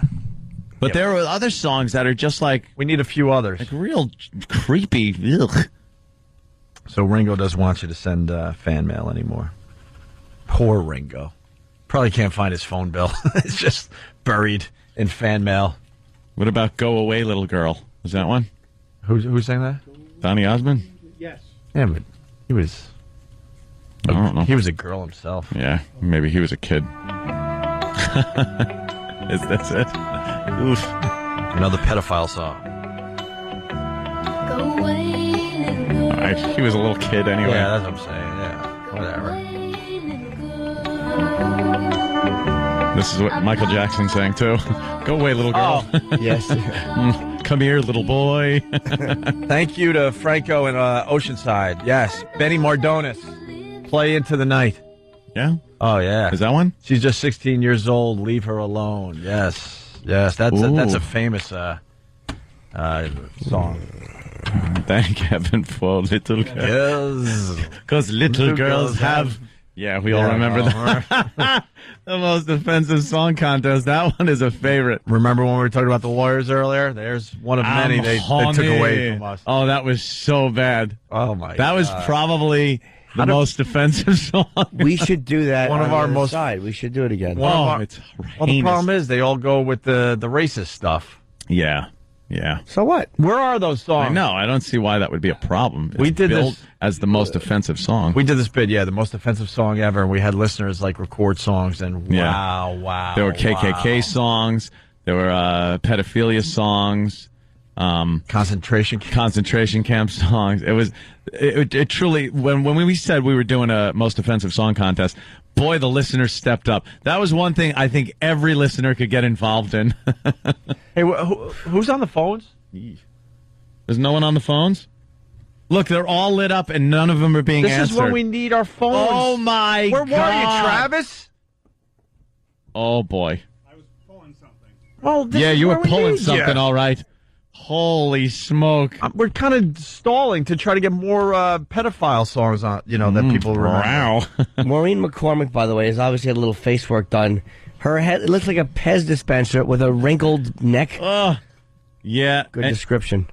But it's also They pulled like everything- crooked. Like one side of her face is crooked. Yeah, I don't think the... And she got that old lady neck. And cankles. Oh, look at what happened to little Marsha Brady. Marsha. Look at her neck. Ugh. It looks like a Stegosaurus leg. Oof, I redeemed myself. Oh, Let's say hi to- look, then they got to show her like that. Those Yeah, little- that's what you're talking. those legs. Walking around Fillmore Junior High. Mr. No Package next to her. Stupid Greg. Oh, Marcia, I was thinking, would you want to go to the dance? That was when big man on campus there asked her out, and then she broke her nose. Yeah, I got an 8-ball. And he said something suddenly. She said something suddenly came up. That's right. Well, he said that. Hey, let's say hi to She Booger went Couch. to the door. Booger Couch. Good morning, radio gods. Hey, what's up, buddy? Hey, you know that song about Warrant Cherry Pie? Wasn't that about a little girl who was a little bit over 3 years old? I don't think so. Was it? Sonny. No. No. Yeah, it's a math joke. Oh, stop. Hey, I got a contest idea for you guys. Okay. Worst caller, you win. Yeah. Contest over. Thanks. You get a bunch of people in the studio, you pump them full of laxatives, and then you hold a contest called Hold Your for a Wee Fit. We were attempting to do something off the whole Wii thing, and they told us no on that one, too. Of course they did. It was harmless, too. Of course they did. It was a great idea for a Wii. And you great said, one. and you said Yep. why? And they said, because we're eunuchs in ties. Thank you, Booger. All right. This story comes out every year. We got the giant pumpkin. Oh, boy. You got one dummy that grows a giant pumpkin and gets some national attention. Who gives birth to one? Here's here's this year's pumpkin story. In Rhode Island, a Massachusetts man took away the prize at the 15th annual Giant Pumpkin Championship. Steve Connolly's pumpkin may not have broken the record. However, his fruit still took home first place and went on display. The gargantuan gourd weighed 1,568 pounds. That's right. Wow. Every year. Why do they think we care? Effing year. With the Why giant do they pumpkin. think we care? Let's go to Will in Nebraska. Will? Yeah, Bruce Springsteen, I'm on Fire is a pedophile song, isn't it? I don't know. Is it? Hey, little girl, is your daddy home? No, but it's... Nah, that could be just like dirty talk. Yeah, he's not singing about a little girl, I don't think. No. We should ask Roland. No, I'm Roland trying would to know. think. I knew they were more like they were all those old songs where it seemed acceptable to sing like that. Well, that was before they changed the laws. What about the blood, sweat, and tears? Did they have one, or the guy was just kind of like that? That was just a report of what he saw Yeah, on the what, sheets. what he was doing. That guy was a naughty, naughty boy. Sure was. Let's go to Barry in D.C. Barry. Hey, what's going on? Don't forget about Jerry Lee Lewis. He had some of the greatest pedophilia songs of all time. Well, yeah. He did, yeah, right? High School Confidential, and, of course, he did You're 16, You're Beautiful in Your Mind. 16 was too old for Jerry, though. Yeah, he practiced what he sung, man. Yeah. He didn't mess around. Hero. All right, punching out, guys. Have a great day. All right, Steve Lawrence, Glenn in Jersey. Hey, guys, good morning. Hey. Hey, you know that Donny Osmond thing, he sang it when he was like 14, but Steve Lawrence did the original back in the 60s. He had to be at least 40. Really? What was the song? Go away, little girl. That Go Away Little Girl song Yeah. by Steve Lawrence. Man, he had some thoughts in his head, huh? Is this the original? Yeah. Steve Lawrence, the original. Oh, let's see. Go away. Oh, God. A little girl. Go away, little girl. Let's hear where he goes with this. Yeah. I'm not supposed to be alone with you. He's got a restraining order. I hate this song. Oh, Uncle Paul. Ooh, But our lips must never meet. really? I belong to someone else, and I must be true. What? Oh, go away. I love that part. Go away, little girl. Go away. If I touch you, I'll have to go away, little girl. What the hell happened? You can't have a song like this come out nowadays. No. Go away. When you are near me like this, you're much too I got a good line there. I can't say it. So go away, little girl, before When we're alone like this, there's no hair where you... Let's say hi to Jeff in Baltimore. Hey, good Morning, boys. The hometown of Sale. What's up, Jeff? Yeah, one of the classic pedophile songs is Gilbert O'Sullivan, Claire. It's about him, baby. Oh, God damn, that's right. You know this one? Horrible. What? But it wasn't his daughter? No, I don't think it was. I think he's like the uncle or something. What do you know on Claire? Claire. The moment I met you, I swear. Yeah. No, I heard this like a couple of months ago, and I was like, what the... This has to be the creepiest song ever as far as pedo songs. I thought it was a parent thing. No, listen, it's horrid. The moment I met you, I swear, I felt as if something somewhere had happened to me, which I couldn't see. And then, the moment I met you again, What's wrong with this? Oh, wait. in my heart that we were friends. It had to be so. It couldn't be no, but try. As hard as I might do, I don't know why. You get to me in a way I can't describe. Words mean so little when you look up and smile. I don't care what people say. To me, you're more than a child. Oh, Claire. More than a child. Yeah. Wait. If ever a moment so rare was captured for all to compare, that moment is you, in all that you do. But why, in spite of our age difference, do I cry? Each time I leave you, I feel like a die. Nothing means more to me than hearing you say, I'm going to marry you. Will you marry me, Uncle Ray? Oh, Claire. Uncle Ray. Uncle Ray? Talking about marrying and I saw your underwear. What's underneath was bare. Come sit on my lap in this chair. This is him playing her pussy. Court, my hand on the Bible as I swear. Oops. Oof, dump that. Tight as a drum, that's a snare. Oh. La la la la la la la. She's babysitting, see? Catch of my breath, what there is left of it. You can be murder at this hour of the day, but in the morning this hour will seem a lifetime away. Oh, Claire. This is the creepiest song ever. Good call with this one. Oh.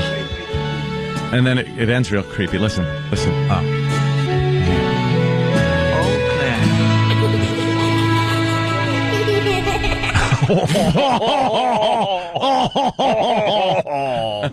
Uncle Paul. Yeah, Claire's ticklish. Coochie for a lolly. That guy should just be imprisoned for that song. And they look at Gary Glitter and what he's done. Claire, they pull images of you off my hard drive. It was 30 years before a hard drive. Wow, good call. Pedo songs.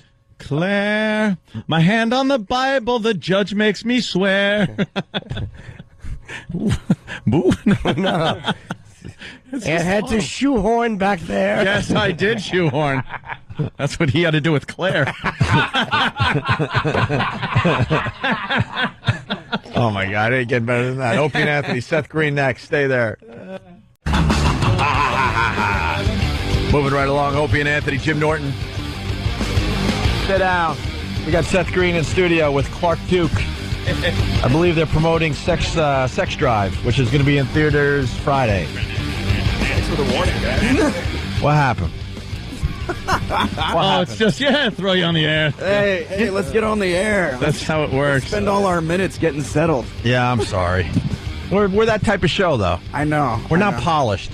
You should, I don't mind. You should I know don't that by mind now. I do know that. That's why I always bring a polishing rag.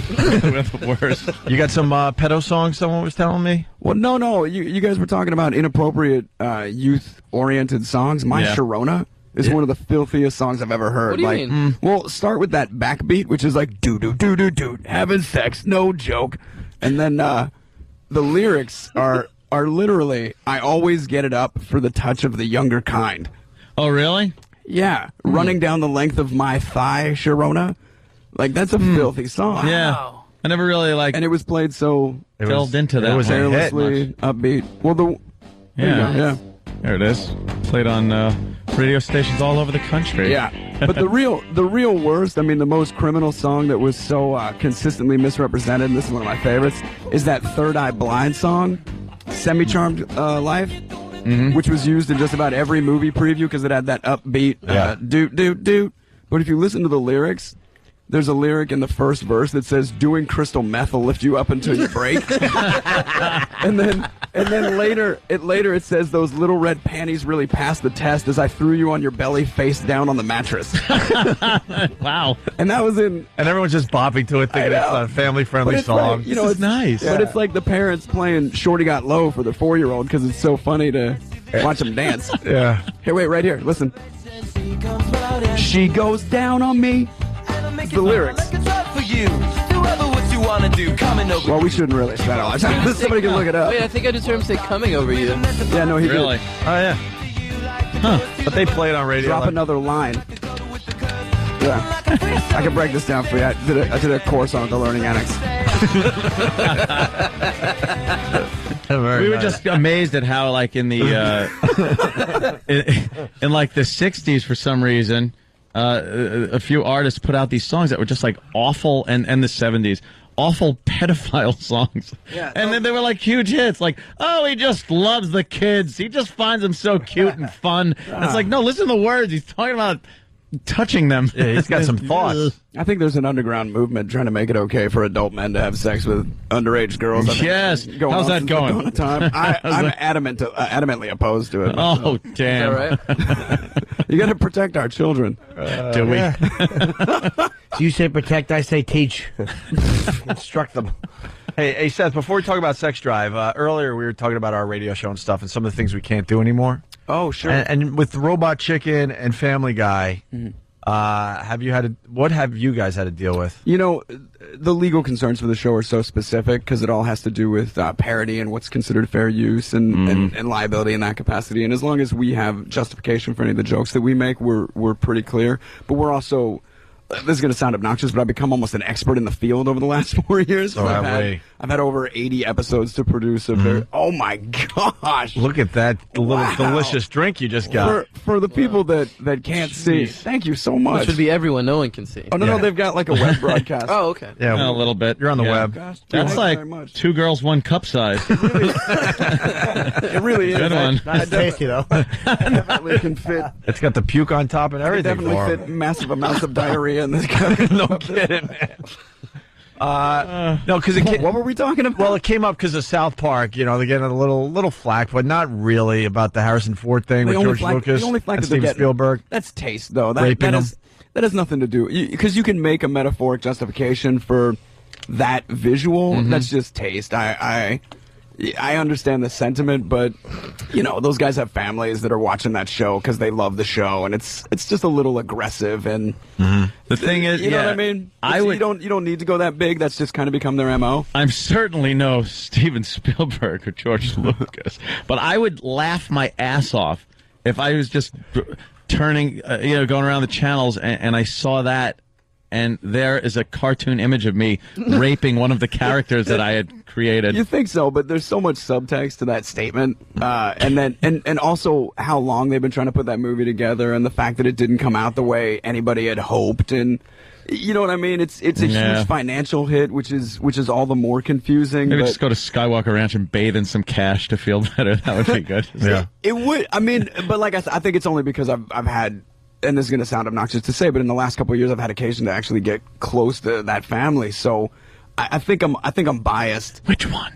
To Lucas. Oh, really? Yeah, he did the Star In the Wars course of making Star Wars, I've gotten to know his kids, and I spent a bunch of time with that company. So it's not like I'm drinking the Kool-Aid, but there's a sensitivity factor that's Drink up, my necessary. friend. That's, Yeah, right? that's the place to drink the Kool-Aid. That is some tasty Kool-Aid. Yeah. Damn. I just, South Park is known for being provocative and pushing the envelope, and that's what they do. That's how they become so successful. And I really do love that show and admire those guys because I think they're brilliantly talented and make some of the most astute social commentary. I just felt like that depiction, it's bold and it's further than you need, What was the one thing you wanted to do and they just said no effing way and it frustrated Our you? stuff is so stupid. It's always like corporate, cooperative partnerships between cereal companies and the parent company. You have to remember we're on Adult Swim, which ultimately is owned by Cartoon Network, which ultimately is a subsidiary of Turner, which is That whole much thing. bigger. It's bigger corporate ties. So all of their advertising and stuff for the network, for the show, for other aspects of their network and other shows, it all gets tied together. Don't you hate that, though? I really do. Like, I really I don't agree with... We were trying to think, when does a boycott work? Like, people call up and go, we're going to round people up and we'll go to Procter and Gamble But it's more and simple tell than that. people not to... It's more simple than that. It would be Procter and Gamble themselves saying, we're going to pull all our advertising from your network. Yeah, because they're afraid of the people. The bottom line is they're afraid that people are going to it's not associate watchdog them. groups, it's not parent groups, it's not church groups. It is specific corporate ties to other corporations. It's them saying, look, we give you hundreds of $millions a year to advertise our products. That is what pays for all your programming, So we're not going to give you that if you're going to be making fun of us. If you're out and out making fun of us, making we're not fun of gonna the do that. product, the sponsor. Okay. Yeah, we're talking about two different things. I agree I'm with not that. talking about FCC liability. I'm talking about legal obligations. I mean, to some making parody jokes. interest group that complains to a sponsor. Now we don't worry about it. And then the sponsor complains to the network and the show. That's a long, It's ridiculous. drawn out process, and that just winds up bringing more attention to whatever they're boycotting. You hear that, Ant? We don't worry about that. That's what radio needs to do. No, I'm serious. Not worried. Get They those worry. damn lawyers out of there. You got a letterhead, man. Our company will bow to you. They will bend over and do what they did in South Park. All right, here you go. We had the have same- my you know what. I probably shouldn't say this, but we had the same thing happen with Adult Swim when Aqua Teen Hunger Force did that guerrilla campaign in all those cities. And only And stupid Boston misinterpreted it as a terrorist attack? let me go on record as God, saying so that those funny. things were up for well over a week in Boston before the police responded. So if what they're concerned about is saving face, they already missed the boat because their response time to not good. supposed terrorist activity is over a week. So, they got embarrassed. They had to save face, so they, sued. They put all these monetary fines and damages claimed against Cartoon Network, and they caved. And it was a stupid thing to do. And they made that intern famous for a few days. Not only that, That guy with the dreads. Not only that, they set a precedent for paying out, which I think Yeah. is foolish because Absolutely. they did not have a claim. Boston did not have a claim. None of the cities had claims. Everything had been done correctly. Mm-hmm. It's because lawyers don't want to do their jobs or they're incompetent. And that's the main problem. is Nobody the wants lawyers bad probably press, and you're- instructed them to cave You're in also and just give talking in. about a larger parent company that suddenly got woken up and told that one of their tiny subsidiaries was doing something that caused a conflict in Boston. They were like, wrap this up. Wrap Immediately. this up, yeah. That's too Jeez. bad. It is too bad. Sex Drive. In theaters Friday, right? Yeah, man. You Let guys- me introduce the radio audience to Mr. Clark Duke here. I'm okay. It's pretty early. What? I was. Yeah. I wasn't offended, but thank you. Yeah, I'm Clark. Saw you on the news yesterday, and Yeah, 6 in the morning? Yeah, it's very early. I just barely function this time of day. We were like, "Wow, you kind of look like an old producer of our show." Oh, really? So we kind of, had a little fun with that, watching you on the TV. But While you were on the yeah. air here? yeah, Oh, that's good. yeah. Okay. We actually just kind of Anything for the film, We talk about That's good. Get it back to the movie. we talk about TV. We talk about what TV we're watching. My yes, favorite get it part right of back that to the was movie. Who's that felt like- girl on the webcam? What is this? Yeah, I saw Oh, that it's too. Pal Talk. Yeah. See? That's a It's pal like here? We it's just like- alerted her to our Yeah, awareness maybe. of her presence. Yes. Can she see us? Can she see this, Yeah. this giant depth charge See, of coffee right the here? giant coffee. Is she the only person that you guys have video chat with, or that No, usually unless they're pigs. See, they don't go up there if they're pigs. it won't even open the file? No, it won't. Let me see. If you're There. fat, the file will not open. We're That's shut- amazing. We're shutting her What is down. she lighting up? Hold on a second. Oh, yeah. She's Canadian. She likes I love weed. Canada. Likes pot. Oh, weed. I thought you meant she was into gardening. Oh, well, yeah. that too. I guess that's a camera. That little black thing's a camera. Yeah, I can see our feed right here. There's a little bit of a delay. Yeah. So we can't have any kind of real time. Yeah, I'm trying to. Boy, you know. Usually there's interaction and. Places like Let me see. What do we got here? It hit you in the face. That was good. Oh wait. Yeah. I wish I wasn't so entertained I'm just by trying this. to pull up whoever I can, but. Yeah, it's weird. It's just kind of an interaction, and it also works at home. But you got to watch out for what we call jackers. Jackers pop in the room every so often. They're usually people Middle that Eastern gentlemen jack off on that they like to sit there and look at the ladies or the gentlemen sometimes, and just have the camera aimed at their lap and just go to town on themselves. And so they have a. So you guys they have that a elite mobile audience rig. that advertisers crave, then? yes. Yeah. We, Certainly. Vaseline. Do they have some kind of traveling camera rig that allows them to go to town? Yes. As a matter of fact, we've seen people drive to town. No. On a, They take their cameras in their cars, though. All right, We've look. seen them commute. It's like eBay for girls. You can just go on here and pick and choose. Really? It's an amazing shopping opportunity. Wow. You go, all right, yeah, that one looks good. And then you just kind of, Yeah, but then they're all the way in Canada. then you start chatting. I can pay for airfare. I don't care. That's true. I guess we could too. Kidding? Just don't go to Seems Cleveland. like a bad president to start setting up. All right, listen. I'm going to get on a plane. I'm going to take care of my visa. I'll be there in about 16 hours. Yeah. It wouldn't be the first time, Seth. It really doesn't. It doesn't sound like a win situation for me. Oh, it's great. I got a $500,000 especially when they frequent get flyer miles. caught in your closet. What better use to frequent flyer miles than to put some shit Yeah. on a plane Yeah. and bring her? Well, no, put her on the plane, definitely. Well, Yeah. this girl right here, she was caught in my closet by the traffic girl on the CW11 who I was going out with. This is the weirdest, most convoluted At the scenario time. that needs a It was little bit so more of a weird. subject and a noun. And you still have her on the show here on the video, even though she. No, she broke was into in the your home? she was hiding in the closet. Well, she wasn't hiding. She was getting dressed in the closet. She was the one that wasn't supposed to be there as per the Yeah. CW11 traffic Hold on a girl. second. So you Is were that the girl dating that the interviewed me on CW11 CW? traffic girl. Yeah, Jill. And- Did you meet Jill? And over there? candidly, you're admitting to having been scandalously Oh, cheated. yeah. Oh, hells yeah. Wow. Interesting philosophy. It was pretty. It was pretty. It's pretty sad. It was a big Wait, story. and even worse. Was it really? Did they talk timed about it on the news or But you anything? timed it so poorly, Dude. that one showed up while the other was still in a closet. Yeah, yeah. My buddy tells me I have horrid game. You're I the- really have horrible game. You're like the Who is- White R. Kelly. So wait a second. Is she typing her own chirons over that? Oh yeah. Now she's typing things that I've maybe said about the other girl that I won't say now. Wow. But yeah, so there was a big party over my house, and we were hanging out and stuff. And then after the party, girlfriend got upset and kind of left. Wait, who's that 'Cause I was girl in the in front of jacuzzi. the stairs? What's happening on the show? Oh, that's This is a whole different yeah, component that I've another never girl. seen before. She got hung out there. You have no idea what Pal Talk is. No. I Oh, don't you like- make pals on Pal Talk. I don't like By computers. the way, you have excellent game. You had a Playboy playmate show up while you were banging a 22-year-old. You have fantastic 22. game. You just put 2 years on her. Oh, is she really? Of course. Nice. 22. Wow, she couldn't even vote.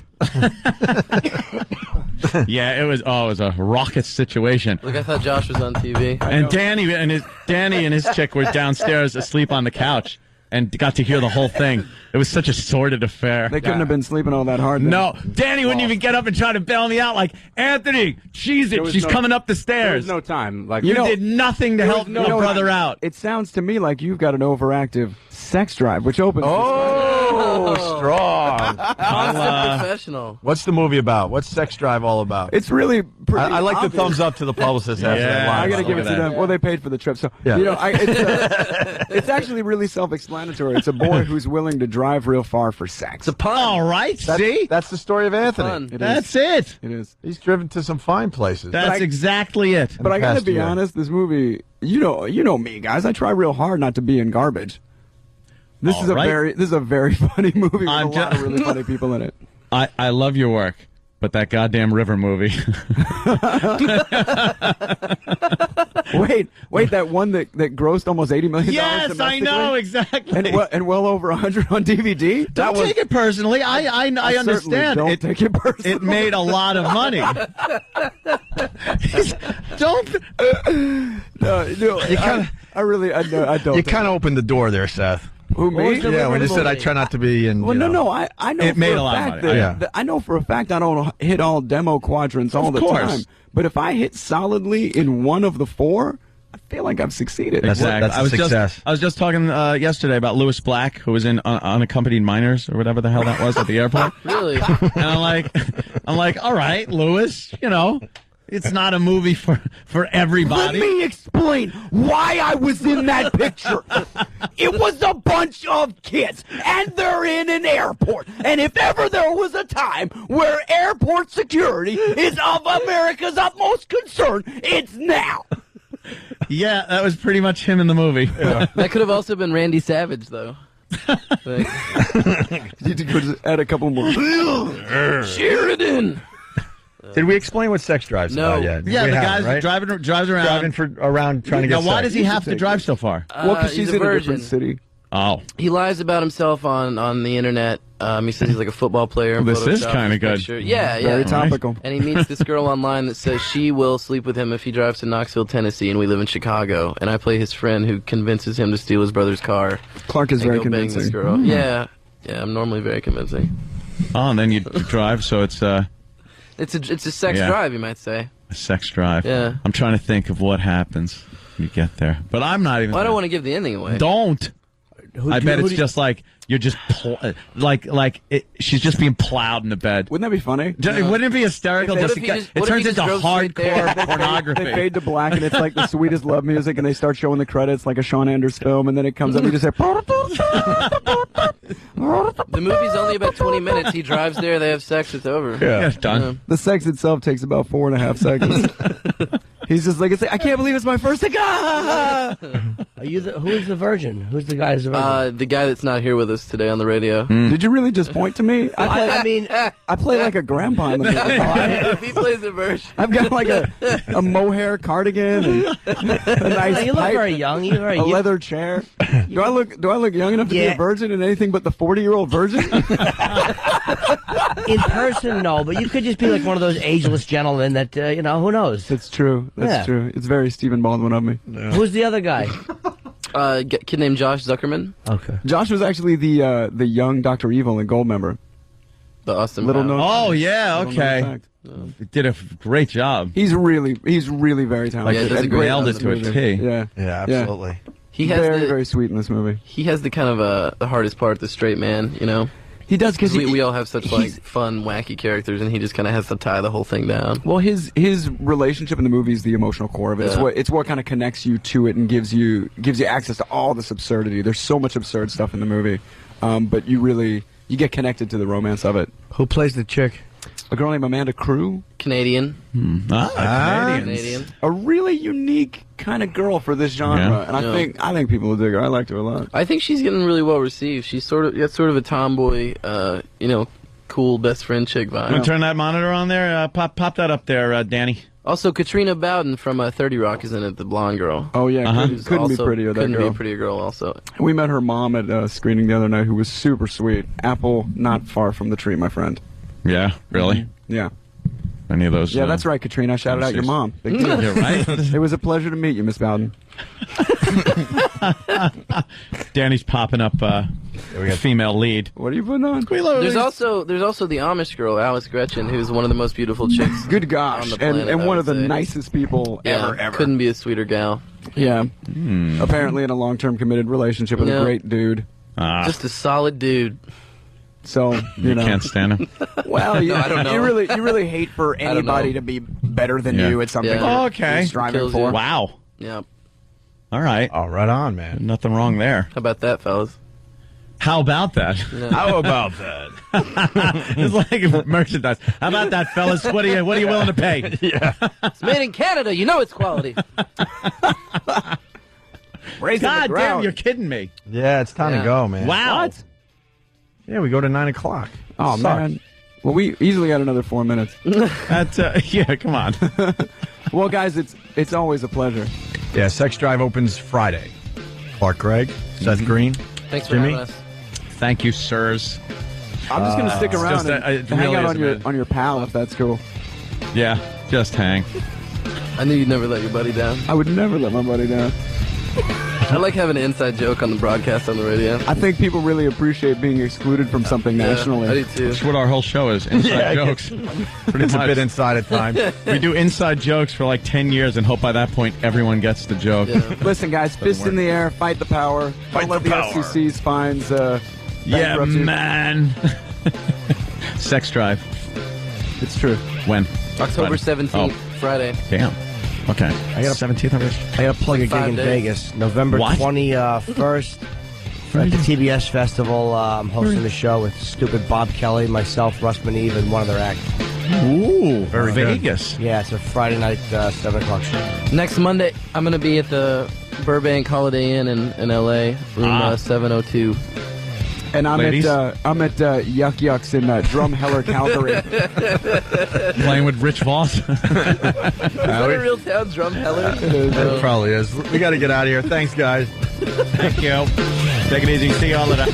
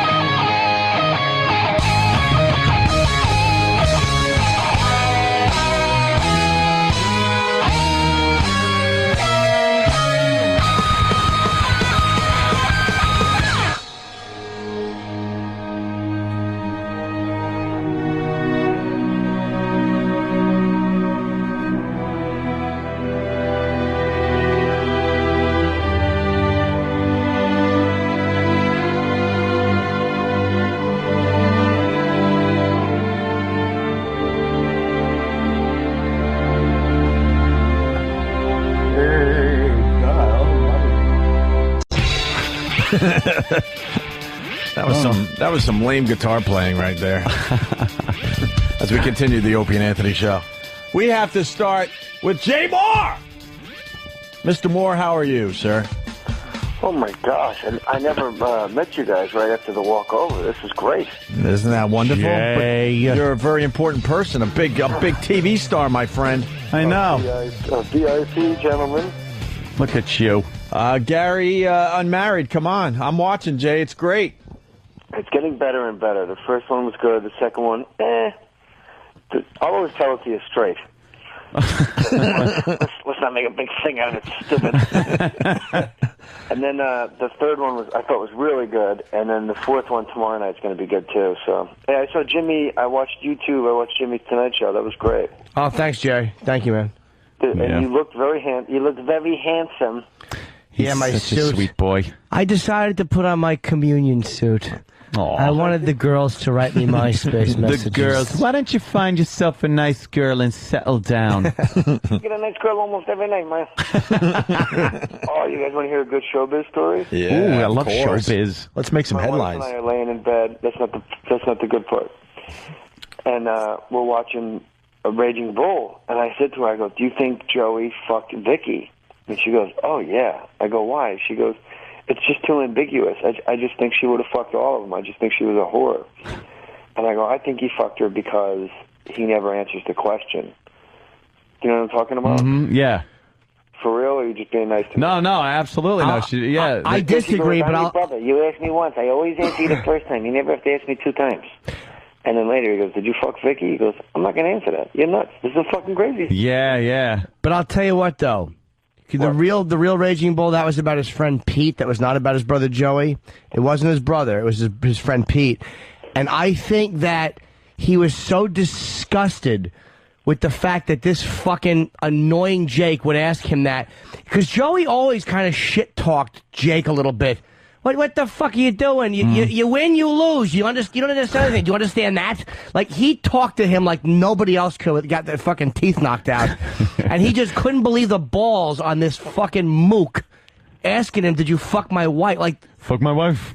It was a ludicrous Fuck my wife. question. You got all the answers, Joey, but you ain't got the right answers. I hear things. That's What fantastic. happened? I had to call, but what happened? You get out of the line and fucking banged him around. I told you about that, didn't I? No, you never told me that. I think you should have Colin Quinn answer that question, though, Jay. Ladies and gentlemen. What was the best Colin Quinn? It was Colin Quinn and Reservoir Dogs. God, That ruled. yeah. We played that a few The guy times. fucking, he lost his mind. He looks okay now. But, he turned it into a shooting gallery. But I saw Pesci at a gas station the day after my wife and I had this conversation about Raging Bull. No kidding. And I know Joe through somebody else. And I went up to him and I go, "Joe, I got to ask," after we said, hello, obviously. I go, "Do you think Joey in Raging Bull fucked Vicky?" And my wife goes, the obligatory, "Yeah, settle a bet for us." And he goes, "I think he did. Because I did." And I go, "What do you mean?" He goes, "She was 51, but she was fucking beautiful. I knew her like 48 hours. And I said to Bob, I was living with Bob. I go, "I think I'm going to buy you a drink. Go over there. It'd be nice." Bob goes, "Don't do it." So I go, "Get the fuck out of there." So I went over and I just fucked the shit out of her for like 2 straight days. So if she was going to fuck me, I mean, I was a fucking waiter up in the Bronx. Of course she fucked his brother. Wow, you know what? Maybe I'm wrong. Could happen. I don't want to say you're wrong, but you're fucking wrong. You know what, Jay? I've been wrong before, and I'll be wrong again. What are you performing this weekend, Jimmy? I'm just doing a gig in Harrisburg, PA, oddly enough, after we were trashing that show. Yeah, it was a show, not the whole city. Yeah, you're town, just whatever it is. Trashing a dumb radio show, not the fans. Oh, bless you. Jimmy, all right? And not just because of the sneeze, just bless you. You all right, Jimmy? Yeah. You're a lamb. I like when people say, "Bless your heart." Oh, bless you. You got some have you snot guys on ever your... been to No, you medieval don't. I'm times? kidding. Huh? Have you guys ever been to medieval times? Yes, I went to medieval times. I just took my son for his 6th birthday, and I totally underestimated the amount of fun I was going to have. Because, they sit you in a section, and you're supposed to cheer for that night. Yeah. they go, you're in the black, and I totally did like the, hi, I'm Jay Moore from TV. Maybe you could give us good seats and make sure we don't wait in line. Like, right this way, Mr. Moore. Yeah. And they sit us in the front row. We had the black and white night. And I'm like, all right, let's do this, bitch. And then that girl comes over, and she goes, hi, I'm your wench. And I look at my wife like, she fucking said it. Don't look at me. And so they give you, like, this fucking horse-filled heads with, like, beer and NyQuil, and you got to just drink like a fucking animal. And then, like, 10 minutes in, I'm like a fucking Raider fan going, black and white, black and white. Like I'm a Guido at Shea Stadium trying to get my whole section up. And my section's like being polite, like just kind of clapping, like, okay, he's crazy. But then like across the, Anthony, I know you love this shit, the medieval stuff. Oh, yeah. But across like the horse shit patch, like the other section, the Yellow Night, they're all chanting like it's a fucking soccer game, like, yellow, ole, ole, ole. Yeah, they like. It seemed like they had some ringers in there, you know. Like, put me in the fucking yellow section. Let's do it. I'm Jay Moore, for God's sake. That's where the real fans are. Crazed in there. And my son's got, he's 6. He's got a bottle of like peppermint schnapps. He's like, let's do this. Fucking do it. Where's the wench with her fat tits? You want to spit on him and slap him? I'm like, how do you do that? Yeah, they come up with their tits all pushed up in that bustier thing, and yeah, they just keep serving you like meat and booze. You throw the They don't axes. give you like a pint. They give you like a hollowed out horse's head with a fucking straw coming through the eye. Like a giant chest piece. And you're like, drink it, drink it, drink it. You want some more? You want some more to drink? How you doing on drinks? And people get so drunk, like people are weaving in the bathrooms at a urinal. Yeah. And I'm just standing there going, my section sucked. And I look at the guy next to me like, you were in the yellow section. You guys were awesome. And he goes, at least I'm not fucking Jay Moore. In that black and white section. I swear to God, he goes, at least I'm not fucking Jay Moore. Dude, did you buy your kid stuff and also buy yourself like a little jester hat or something? Or? No, but my wife, they go, would you like to give a present for the lady? And then the black and white night does like this big charade. As he like trots around, his horse is doing kickouts with its balls flapping and stuff. And then he comes over with his sword with a rose on it and like puts it like right on my wife's tits. And I'm like, oh, what the fuck's up with this guy? So my wife was the queen of love and beauty. She had like a little sash. What's up with this guy? Oh, he's heterosexual? Yeah, right? What He's do like you mean? winking at her. I'm like, bro, you're fucking look what you dressed as. If this works, I'm fucked. Then I gotta go home and go, would the lady care for a freshman? I'm like, I was dragged to so many Renaissance festivals that, like, you go to take a piss and you ask where the bathroom is. And you're like, where's the bathroom? What, would that be meaning to take a bath? Like, no, I gotta, you know, pee or something. Pee? What? Oh, you need the privy. Yeah, the fucking privy. I'm gonna piss on your armor. The privy. They tell you, like, the green section is bad, and you have to boo the green knight. And I'm like, oh, I can do that. I'll kill this fucking guy. And the green knight comes out, like, the tip of his horse's nose comes out. And I'm like, you're a bum. Like, clear as a bell. You can hear me. And everyone's like, oh, leave him alone. I'm like, you stink. And I'm yelling at him, and my son, you know, 6-year-olds are known as, you know, for being concise when they speak. Yeah. He goes, Green Knight, you're the worst knight ever. You're lower than the lowest number in the universe, and I hope you have diarrhea in your pants. Like, as the guy's running by, and the guy looks over like, who the fuck are these two? And then I go, you stink, you're a bum. And we're in the front row against that wooden railing, and the guy takes his fucking sword and slaps it in front of me, and I go, ah! Take it that, Jay Moore. The section laughs, and I go, now you're alive? Now I'm in the fucking section that has boisterous? Fucking queers.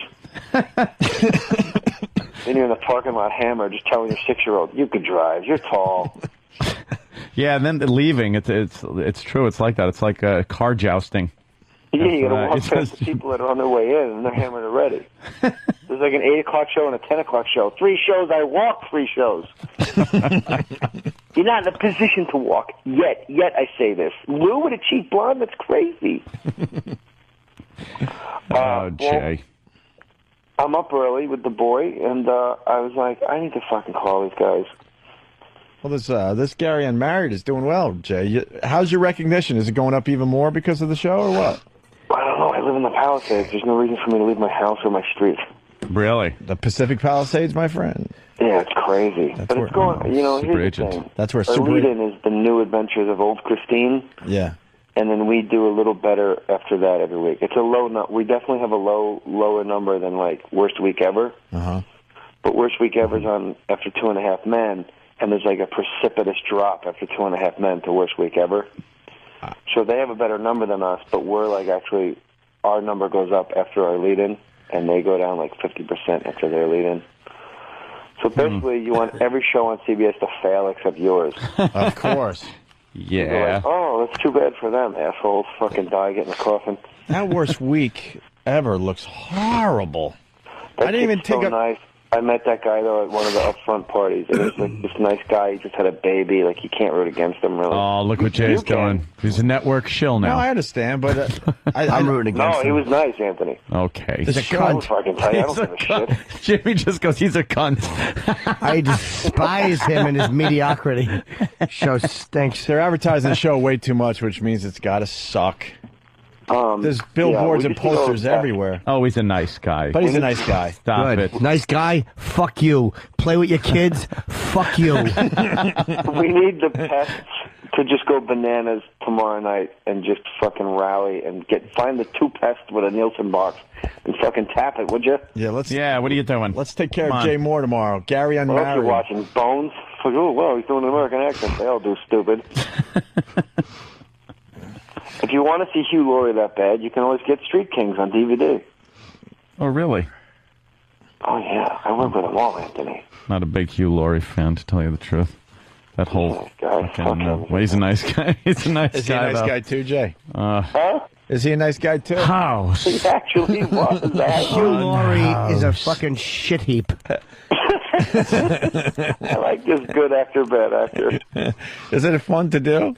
All we have to do is just go, come on, guys, and just let us do all the come on. bad stuff. A nice guy. And He's a then, nice and then we guy, rip you him know. apart. Yeah.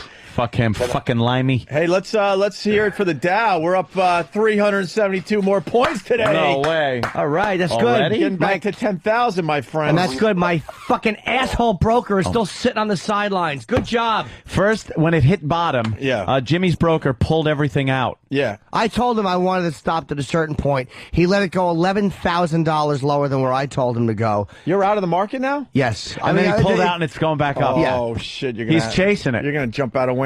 It's just Jimmy has a black broker and a white broker. Just a there you go. It's a terrible fucking job.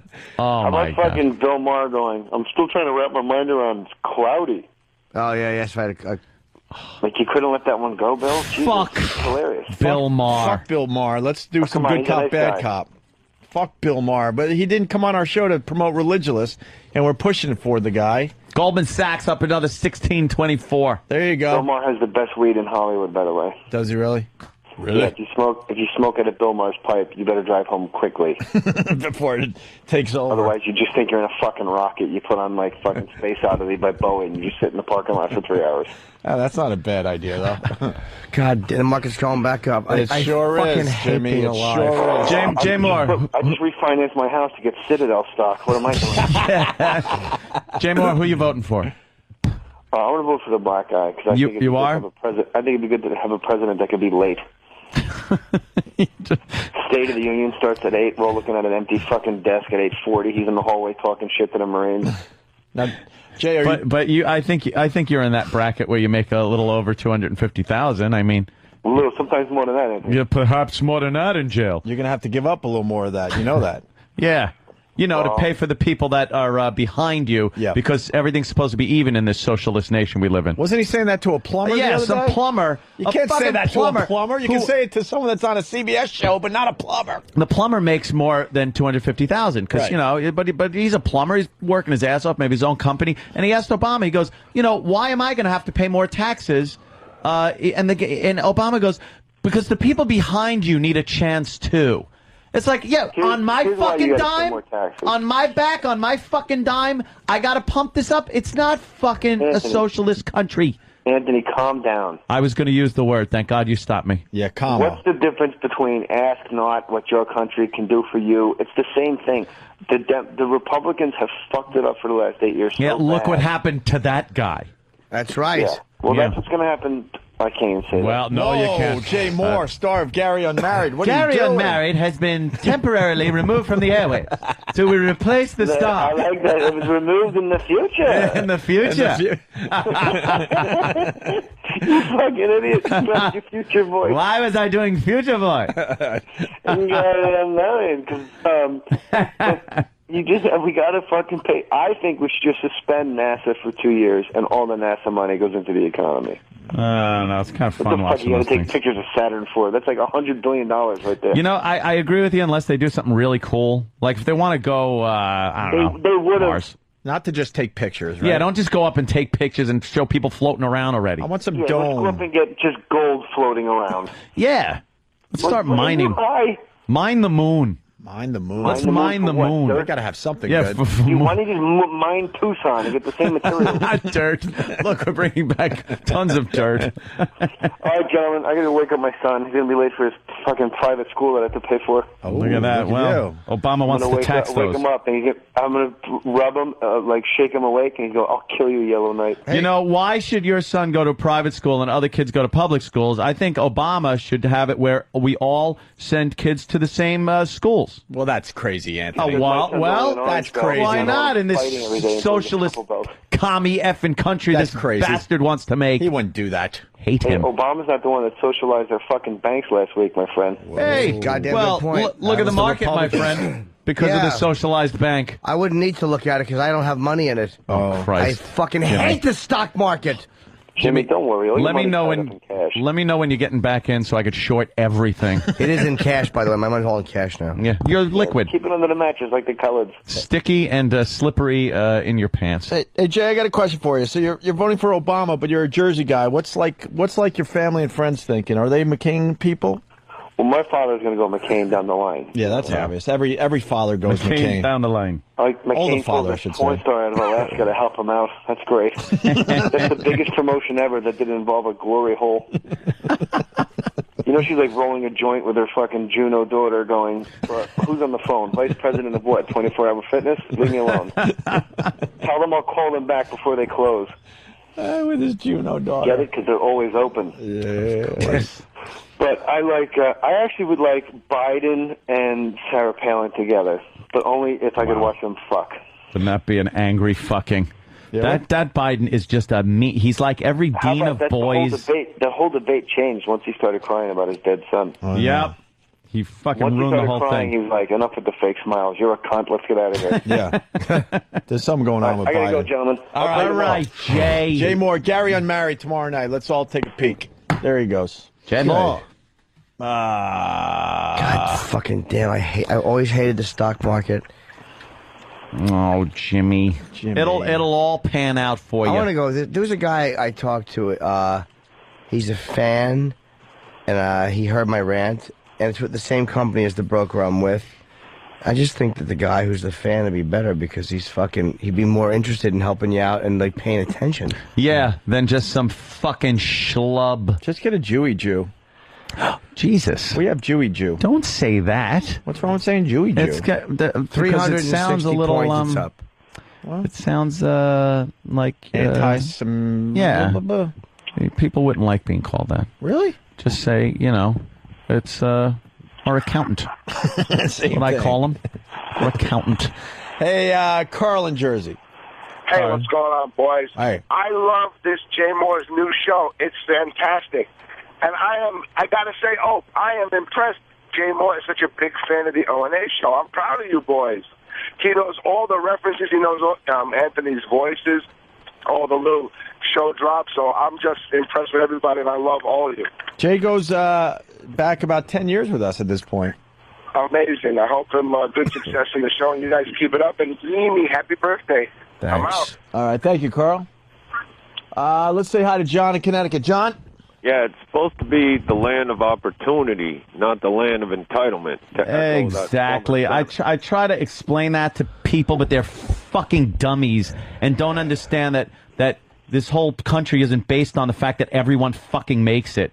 That's why if you want to go to a socialist country and live that way, then fucking go there. When you live in this country, sometimes you can work your balls off and still end up in a trench. That's what this fucking country's about. You're taking a chance when you live here. It's a gamble, this country. It's from its inception. This country has been a fucking gamble. Some people make it, some people don't. Some people make it and then they don't make it. And then they fucking crash on their ass. That's what happens. We're not here to take care of every fucking body else. I don't care when Obama goes, what, to take care of the people behind you. Fuck the people behind me. I had to fight to get through them to get where I am. Sing it. Thank you, sir. You're welcome. Love you, Aunt. Love you. Later. Thank you, John. Let's say hi to Mike in Virginia. Hey, Mike. Hey, how you guys doing? Good. Hey, Anthony, are you the new O&A Hole after that comment you made after your OP2E2 thing? That's me. Oh, stop. Oh, Opie, now. I need to know the rules. Jewy Jew's bad now? Yes. Why is that one bad? For real, I really... You know what? It's probably so bad you should just stop saying it. Is it really? Yeah, I wouldn't say that. I wouldn't say that anymore. I'm sorry. That's good. I'm An apology's sorry. good. And then we I was don't just say trying that. to get a laugh. I'm sorry. It's the two of it together with the Y at the end of one. It just kind of sounds. I don't think David likes it. I don't think any Where's other. David? Look, we people talked would to like David. It. I miss him. We don't use him. I miss him. Let's go. I miss him. I do. Where is he? Let's I go to miss Greg in Master Alabama. Poe. Oh, yeah, we should talk about Master Poe. Oh, please, let's talk Hold about on, Master Poe. Let's just get Greg his question out, and then we'll move on. Greg, go ahead. Yeah, Jimmy, are you there? Yes, sir. Good deal. I love you, but you're wrong about agreeing with Jay Moore. This whole thing with the financial crisis, man, it started off with Carter, and then Clinton really pushed it, trying to get these banks to give all these quote-unquote disadvantaged minorities loans they couldn't pay back. Dude, let me say something in this, and I'm not defending anyone, believe me. You can't fucking go back 8 years through Bush and blame Clinton for what the fuck is happening right now. No, I'm not saying Bush has been perfect. I disagree with Bush. You just on a lot of can't. things. It's redlining, I think they called it, about giving these mortgages to people who might not have. But the bottom line is, dude, these scumbags who are running these countries, they're accounting now. They're going to be brought in front of federal grand juries.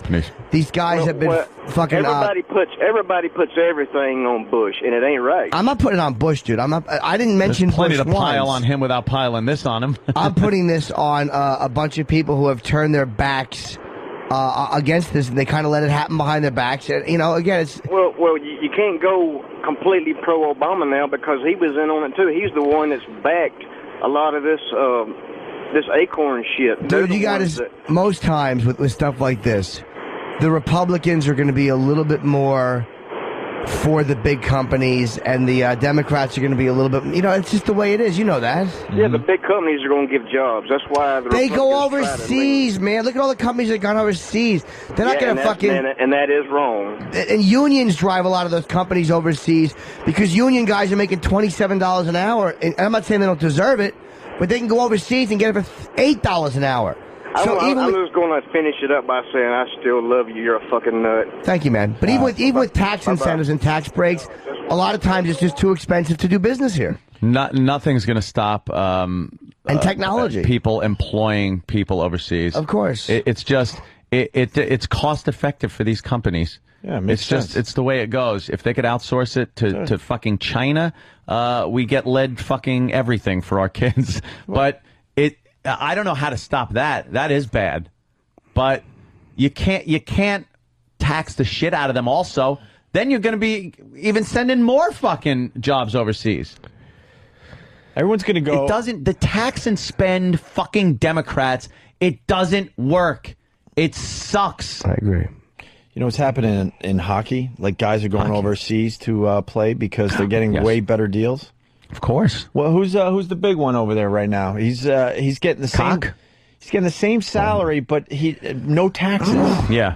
Who the Imagine fuck was that. it? Roland No was fucking telling me. taxes. The Ranger dude. Jack Klugman? Jack Klugman is, yes. Jack Klugman. He's playing in the Russian Get league. hit in the throat with a puck.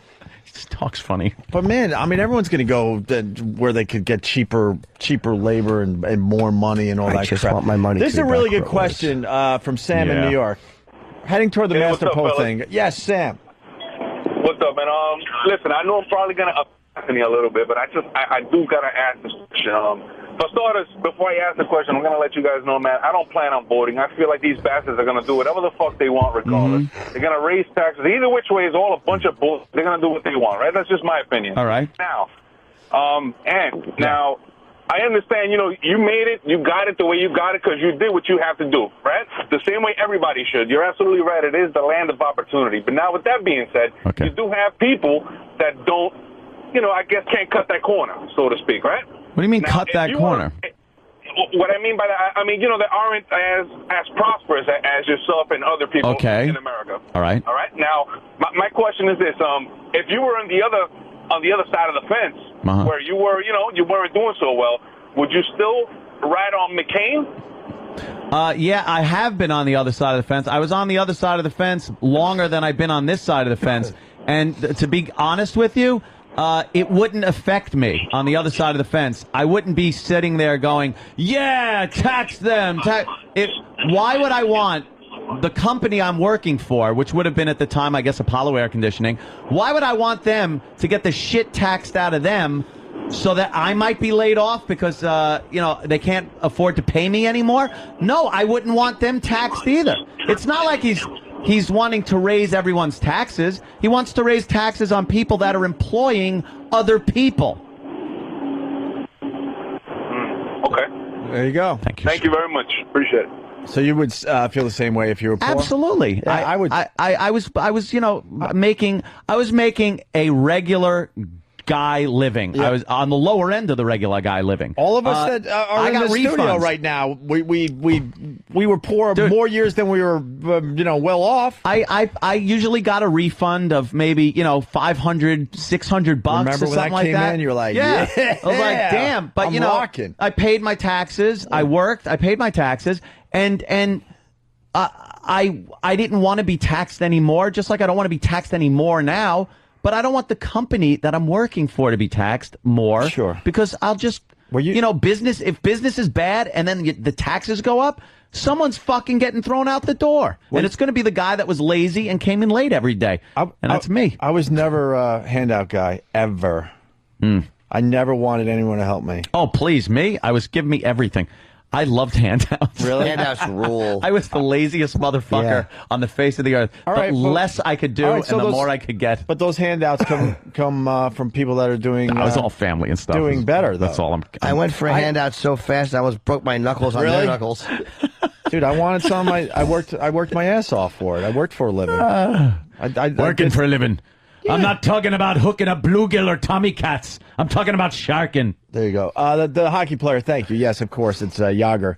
Yager's playing overseas because he got a way better deal, and they're not taxing his fucking salary. That's got to be nice. And I think it's going to start a trend with some of the, especially hockey. They're going to start, you know, going to other leagues that are going to take care of them. Look, it's kind of the point where it's over 50%. It's disgusting. It's between federal, state, and then all the other taxes that you pay when you buy things and every dollar you spend. Corporate taxes, things, tax. My favorite. It always ends up. I'm more than 50% partners with the United States government. My favorite tax, though, is the fact that, okay, now you have money after they took all these ridiculous taxes out. Then you put it in a bank account. You make a little interest off the money, and now they're taxing. How do they tax that again? Tax that and then go to spend it on something. And that's taxed. Right. It's like, wait, this is my taxed money that I'm buying this with. Why are you taxing it when I go to buy something? How do they get that through? I don't know. I was thumbing through the United States Constitution and its amendments. And I don't know how the fuck some of those things ever got through. Because they're worded in a way where it's like, who agreed to this shit? Mm-hmm. Like the tax amendment is... It's disturbing to read. It's like no one would have fucking agreed to this. But they did. They got it. Somehow they got it by us. Oh, that's what you do in between broads is read the tax laws and the tax read amendments. Through our Constitution. Oh my God. And the you know. God bless you. Our amendments to the Constitution. Like knowing what's going on sometimes. Sometimes I just drink a lot. Right, Danny? Yeah. There's an issue here we have to address real quick. No, we don't, Jimmy. No, this is a big one. Oh, okay. According to some young lady, a certain Jim Norton is not on the motherfucking Pal Talk cam. and somebody wants to see a motherfucker's pretty face. Why do you think I'm on it? I'm hogging it because a certain young lady wants to see me on the Well, how Paltalk about cam. you do that? How about we take it off the Opie and Anthony rug? No, that's this cam is on. All right, we're on this cam. Okay, let me do this. I'll zoom I don't out. mind. No. I want Anthony to have it. No. There. I'm not How's saying. this? How's this, Let me Jimmy? see. Hold on, go lower. What are you doing? You have a Better. That's better. Jimmy's got a boner. There you go. Do you have a boner, Jimmy? It's Jimmy Boner Cam. I got about 3/4. And would that certain lovely lady be Robert Kelly, who is on Paltalk right now? He fucking looks like one of the gang members from Once Were Warriors. Bob, you look like a creep in that fucking tank top. Look at him. All tatted up. You thug. Oh, now his shirt's off. Calm down, fucker. Calm down. Where is he? Oh, no. Is he on the motherfucking road? The motherfucker. Or is he home as shit? Jimmy's fucking the console. There's cute Jimmy, right there. Look at... I am a little Jimmy. fucking mopey. I'm a fucking... I really am a fucking shapeless... Fucking... I'm a cartoon character. I'm looking at myself from the side on Paltalk. And I'm just looking at my dumb fucking shapeless neck and my head. I'm like a fucking... I'm a finger. You're a finger. I'm a fucking disgusting digit. Well, it's just a tribute to who you are, because you If do I wasn't very well. funny, I really would be Then a you'd fucking... have to just jump off a building. I would have nothing. You'd be nothing. Nobody would fuck me. Imagine trying to get girls if you were like one of those douchebags who just had no sense of humor, serious guy. Yeah, lawyer in my 50s. Just a dumb cunt who couldn't meet a chick. Oh, you would be fucking... The worst. I'd have to push you off a building or something. I was awful. Save yourself from Doing yourself. my dance moves when I got sober. Nice. I told you that I wear my pleated pants, and I thought the guys were checking out my moves at the dance club. But I think they were laughing at me. Of course they were. I didn't know. Fucking Tony Monero? Who the hell do you think you I are? had a couple of dance moves I thought were good. Can we see him? No. Please? No. It's the only time I feel good is dancing down at the disco. Can we see him? Paltalk wants to see him. Yeah, what do they look like? Yeah, here you go. Here's your. What did the dance moves I don't look like, remember. Jimmy? Yeah, you do. Let me see. Let me see what the dance moves I only look like. remember- Just a little Jimmy's bit. moving back. I only remember. All right, here we go. Move that chair a little bit. I don't want to move the chair. Yeah, Like move the just- chair. Yeah. Your Come on, chair. You just slide it back. There you go. All I remember All right, here we go. is this one where I would kind of shake my hips and raise my leg. Oh, Yeah. the chair's in the way. Oh, good. Oh, go ahead, Don't Dan. make me pick a better camera angle. All right, there we go. This is all I remember. I swear to God, this move. You didn't do that. Yes, I did. Elaine did that on Seinfeld. I swear to God. I would. See, I never saw that episode. I You would know have- how Elaine did that thing with Yeah, the she leg? did That's that sort of weird what leg Jimmy just thing. did. I would literally. This is literally. You did not. I do was that. probably 2 years sober. I was probably 20. I was 21 Oh years my old. God. That's 19 years Can ago. you do it again? It was, and I would do it with both legs like That's that. fantastic. And I had pleated pants that fucking Of course you did. gripped my fucking ankles. I was a fucking jizzbag. Boy. That's the truth. That is a nice dance step. Yeah, I'm fucking good, man. Are you? Yeah. And you thought maybe they were laughing at you? No, I did. At first, I think they were looking at me, and I'm like, I thought I had a couple of moves that people liked. moves. And then I'm like, well, you never were a good dancer. Like, you could never do it. Yeah. I was was never awful. I would never dance. It's shameful. Yeah. Oh, Jimmy. Hey, I want to go to. Fat-titted If you don't cunt. mind, I want to go Worthless. to Dave in Massachusetts. Dave. Yeah, I am poor, and I agree with Anthony. I don't think because I can't work anymore because I'm disabled that I should have all the things that someone that can work does. Well, why are you that sounds disabled? This is Blind Bad. Dave, right? Oh. Yeah. Blind Dave. Blind Dave. From our egg tossing. Well, there's a line between people who are glomming onto the system Right. and us being generous and not being scumbags and helping people. There's a balance. Well, I got sent to the right when I became All right, you talk, disabled. Blindy. I don't mind throwing some change in Yeah. a hat every once in a while. I'll throw Yeah. some change in a hat. Like I've said before, I don't like when they legislate my fucking charity. I want to give to whoever the fuck I feel like I want to give to. Girls. If I right, but No, I've told you. You know, there are sometimes I'll read a story, it'll hit me like, that's a pretty sad situation, and then I'll take care of it. Which is so weird to me. But how you talk on this show. That's the other side people don't really hear much about. Did you buy it like a... I fessed up to one because no one fucking wheelchair? believed me.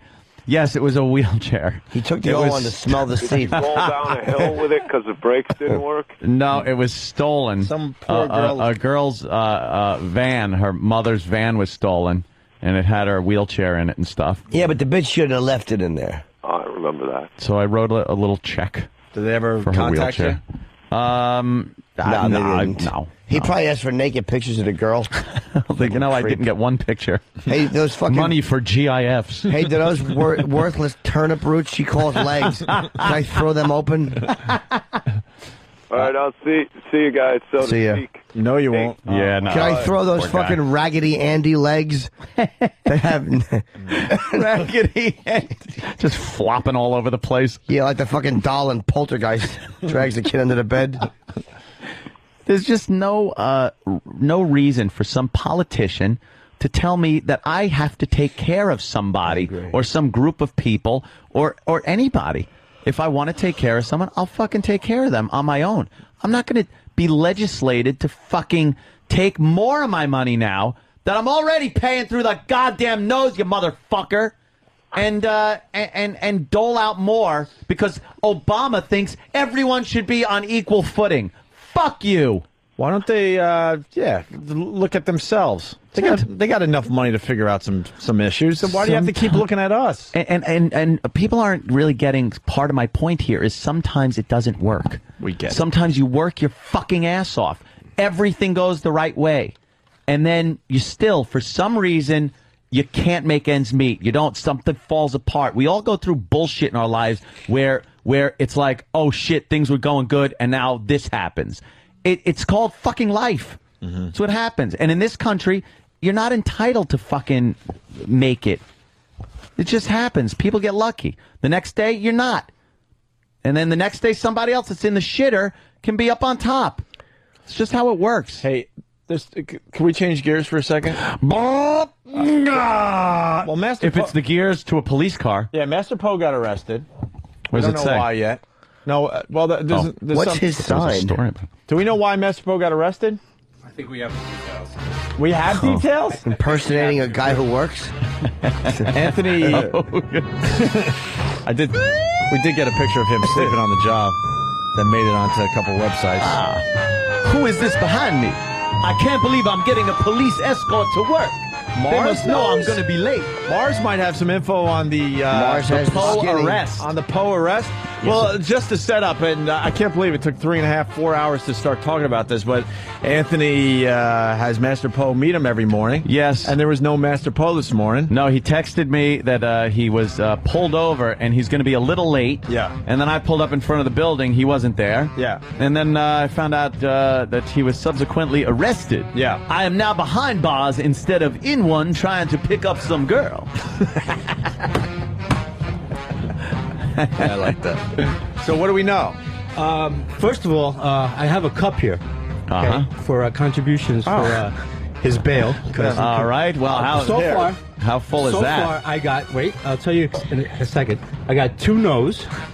I got 2 spits. I got 1 stapler, and somebody urinated in the cup. Oh, they beat me to it. So look! I had my hand on my buckle and everything. I was gonna keep my bit going today. Okay. What do we know about him being arrested? Apparently, outstanding tickets. That's nothing. That's easy. Wants and warrants. Now, what? outstanding tickets also means suspended license, which means impounded vehicle, which means more tickets. And wow. It all initiated with, I believe, speaking on the phone and no seatbelt. That was the reason for the stoppage. Speaking on the phone. He's still in jail 5 hours later? I don't know. Oh, we don't know? No. Maybe. Oh, here's Kenny. Well, I know he wasn't on the phone with me at the time. Why the smile, Kenny? You creep. It's amazing. Hi. I would say my professional opinion. Yeah. All right. He got pulled over for whatever traffic offense. Sure. Mm-hmm. right? If he's got unpaid traffic tickets, then it's a safe bet that his license is suspended, and unpaid tickets, and you got warrants. Yeah. So that's why he was arrested, and we found out what his bail was, and then they probably impounded his car. Right. All right. So once he gets somebody to pay his bail, then he'll have to. How much was his bail? $221, I believe. That's it? Wow. Who the fuck has a $221 bail? I am a criminal. Yeah. Do not fuck with me. I'm Karate Man. It'll probably cost him more to get his car out of the impound. Of course it will, because the car is smarter. And then the new tickets. The new tickets from this current offense from today, probably, whatever. Yeah, whatever that is. So it's gonna be a little bit of cash. Wouldn't it be funny if he couldn't raise the bail money and then he hung himself in his cell? They didn't take my shoelaces. He hanged himself! Or he gets out and goes to a halfway house and puts Poe's here up on the beam And he has then to hangs himself. He has to work his way back into society. Society. Let's not underestimate him. He's so stealthy, he probably escaped by now. Wow. Thanks, Kenny. The world had gotten itself in an awful big hurry.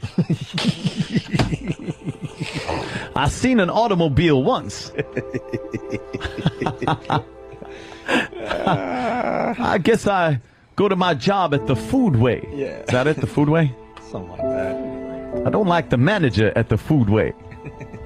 I keep thinking maybe I'll run into Mars, but he doesn't come. Hey, Mars, you gonna help him out? Maybe I'll rob the Foodway. I could shoot the manager. They keep like hiding a bonus or something. They keep hiding my chess pieces in my cell. Mars, you want to help out, Poe? I believe I've already done that. I've decided I'm not going to stay. Yeah? I've helped him out by getting him this job. And I don't know, somehow it's hurting me. Yeah. You know? All his antics. And Shenanigans? Wait, I thought he got you the job. You got him the job? Yes, Oh, Opie. boy. It was Oh, boy. in my defense. Hey, he's trying to apologize. In my defense, I was asked for a person that does security. No one asked me, that I should be very particular about his work ethics or his, whatever he does outside of here. Yeah. So, Opie, I apologize to you. You should apologize to Kenny because we've been trying to get him hired for fucking 4 years. I tunneled a hole in the wall, but unfortunately, I did it underneath the poster instead of behind it. So they saw it. Could you get me Bruce Lee? I want Bruce Lee. It'll take a couple of days. Poor Poe. Wow, that's a lot of zeros. What's 250 and then 369 That's zeros? billion. That's billions. $250 billion bank buy-in. It's good to know we have that Buying kind bank of money shares. if we really need to. The country is now in the banking business. I'm in the banking business. That's I wonderful. want to learn the banking business. Yeah. Hey, call me. You play with that young girl. Big cock in the bathroom, Santino. Fucking Lucy and her big pussy. If you read the book, her pussy, she had a big giant pussy, and only Sonny could fuck her right. Because Sonny had a big cock. Giant cock. Yeah. And he fucked Lucy in her big, deep pussy. Big cavernous twat. Love that. And the Don was a prude. He hated it. All right, Mars, thanks. So I'd like to be able to say I knew you were. that the sisters never got to Poe, but sometimes things don't work out. Oh, damn. I wonder if Poe has to defend himself in the joint. I would take dirt from outside and sprinkle it in my cell. Oh, wait a minute. Who's Alexandre dumbass? Oh, that's me.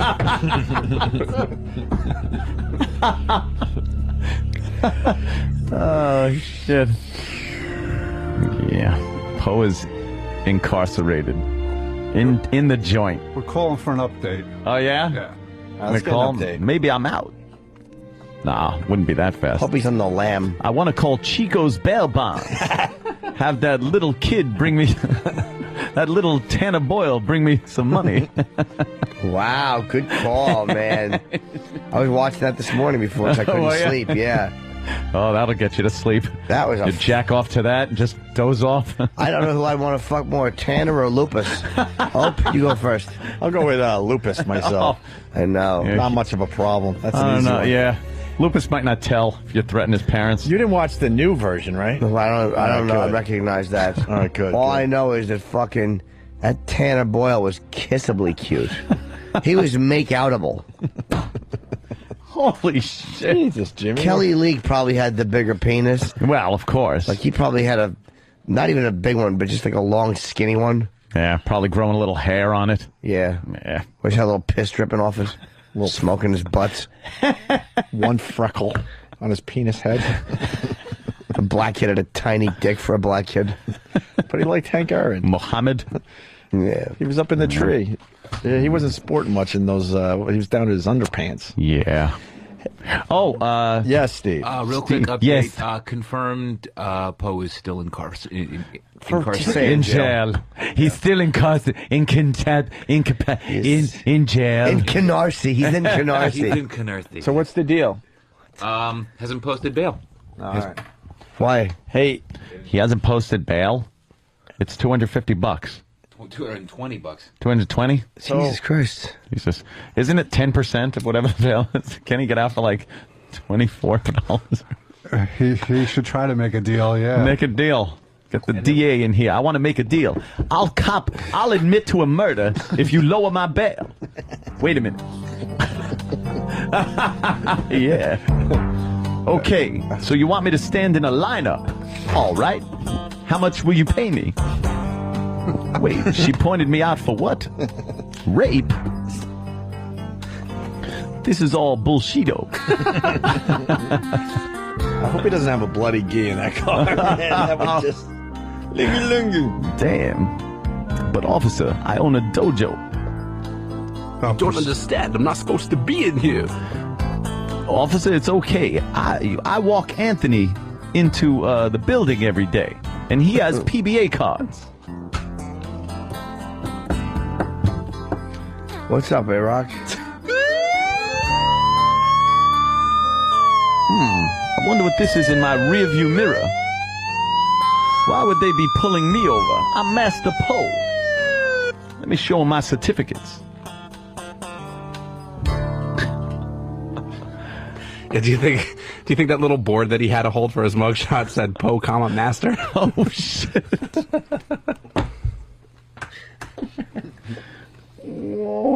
Somebody was telling me a story that the DHL or the FedEx guy came to deliver something the other day, and so he signed for it. And the guy asked what his last name was, and he said Poe. And the guy's like, "What's your first name?" And he said Master. No, come on. Yeah, I saw that happen. That was real. I gotta go to the bathroom. Oh, you gotta go pee-pees? But I do too. Yeah, I'll film it. Let's go, me and you. But, no. dude, XM screwed up bad. What happened? Let me get that. Hang on. Really fast. They're going to lay off more people starting tomorrow. Oh, yeah? Screw up. It's a takeover. We all know that by now. This was not emergency. Takeover, a rape. No. Yeah, serious takeover. Yeah. Serious dog shoved up an X in a hiney. I fucked up. I haven't slept. I'm sorry. XM the merger music. Yeah. I'm tired. The fucking serious door slams. Yeah.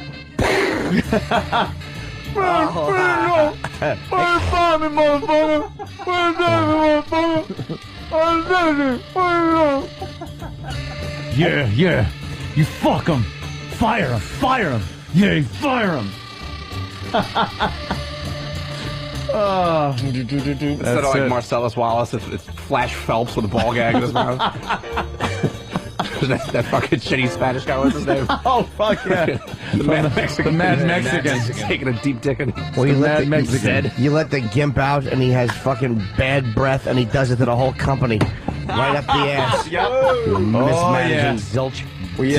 We lost a lot of great people already, but Orbicast. Who's the most recent raping? Well, listen to this. Orbicast.com. They seem to be fans of the show. The headline: report possible XM layoffs to begin tomorrow. They've been laying off people all along. Oh, yeah. Since this merger was announced. A number of XM satellite radio staffers have discovered that their termination date has been released on the company's intranet. Not internet. Intranet? How could I shut that down? According to a report from All Access. The intranet page listed employee information, including vacation days, benefits, and a termination date of October 15th. Oh, shit. Oopsie. Oh, damn. Many XM employees have already left the company out of respect to the many that have been affected. I refuse to identify those individuals, though some have issued their farewell letters fairly publicly. Note, George Taylor Morris. Reasons for leaving are said to be personal, but the point is that his leaving was public and others shouldn't be. Personal. They're lopping heads off like in Caligula. Yeah, what the fuck are they talking Throwing about? rotten fruit at them and fucking burn up to their necks. It was an amicable split. And that's Yes. and it says All Access ended its report with the list could be very long. I was wondering why all these like goodbye emails have been being sent out the last few months. That's because they found this info. And They said, knew, Fuck yeah. that, I'm leaving on my own terms. It's over, Johnny. So what a fucking merger. What incompetence. There was a point where XM was so far ahead of Sirius. Just incompetence. And there was a certain CEO that was in charge over there at XM that... Loved us. He was yeah. Didn't he? Yeah. Yeah, I don't really like your show, but I understand, why it's popular, I guess. Fuck you! Did he say that, really? Yeah. First day. Fucking bad breath ass cunt. Way to fucking just put this company right down the shitter. Good job, mismanaging douche. Really terrible. Ugh. Terrible. God, just sitting there in that office that just smelled like fucking mothballs and cheese. Ugh. I have to listen to his crap. Oh, it was good. Oh, man. What was wrong with it? Another one who probably got a golden parachute. Oh, God, did that fuck annoy me. The golden parachute was four toothbrushes attached to a diaper. Get the hint. Makes E-Rock seem like the ultra bright girl. No, the two of them would actually not be permitted. Like, nature wouldn't allow them. They would be like repelled by each other when they got like within 4 feet. It would be like Hancock. If they got too close, they would lose their powers. They just shut down. No one saw that movie, Danny. No. What movie? Hancock. With I didn't see it. Obviously.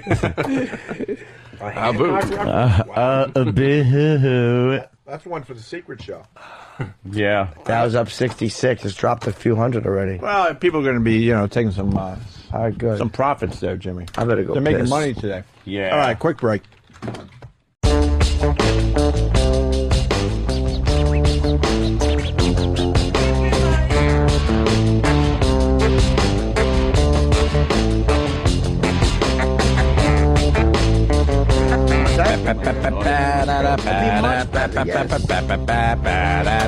Oh, sorry. Opie and Anthony. Be great. We have, did you do that too? What? Who else burped? I did not. No, I sniffled.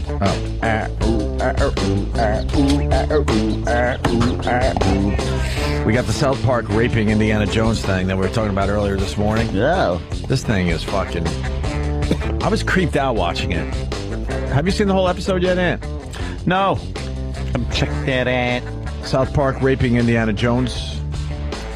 I've been watching a lot of like television like that. Like I used to watch a lot more television.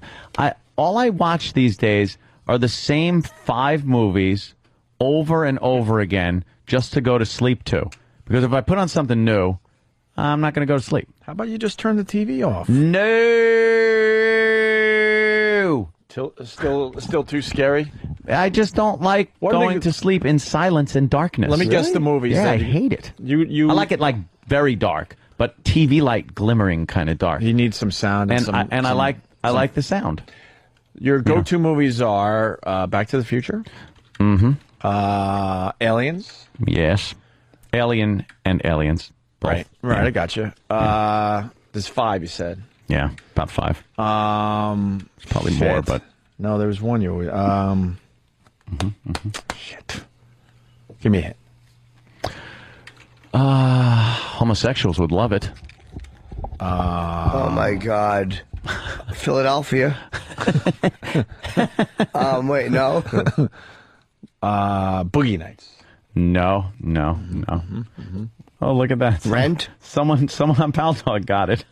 Wow. How'd you figure that out? Homosexual. No. What? No. Top of course. Gun. Oh, Top Gun. Duh. No. That's not one of my go-to movies. No. Gladiator. Gladiator. Okay. That, homosexuals love the Gladiator movies. Who doesn't?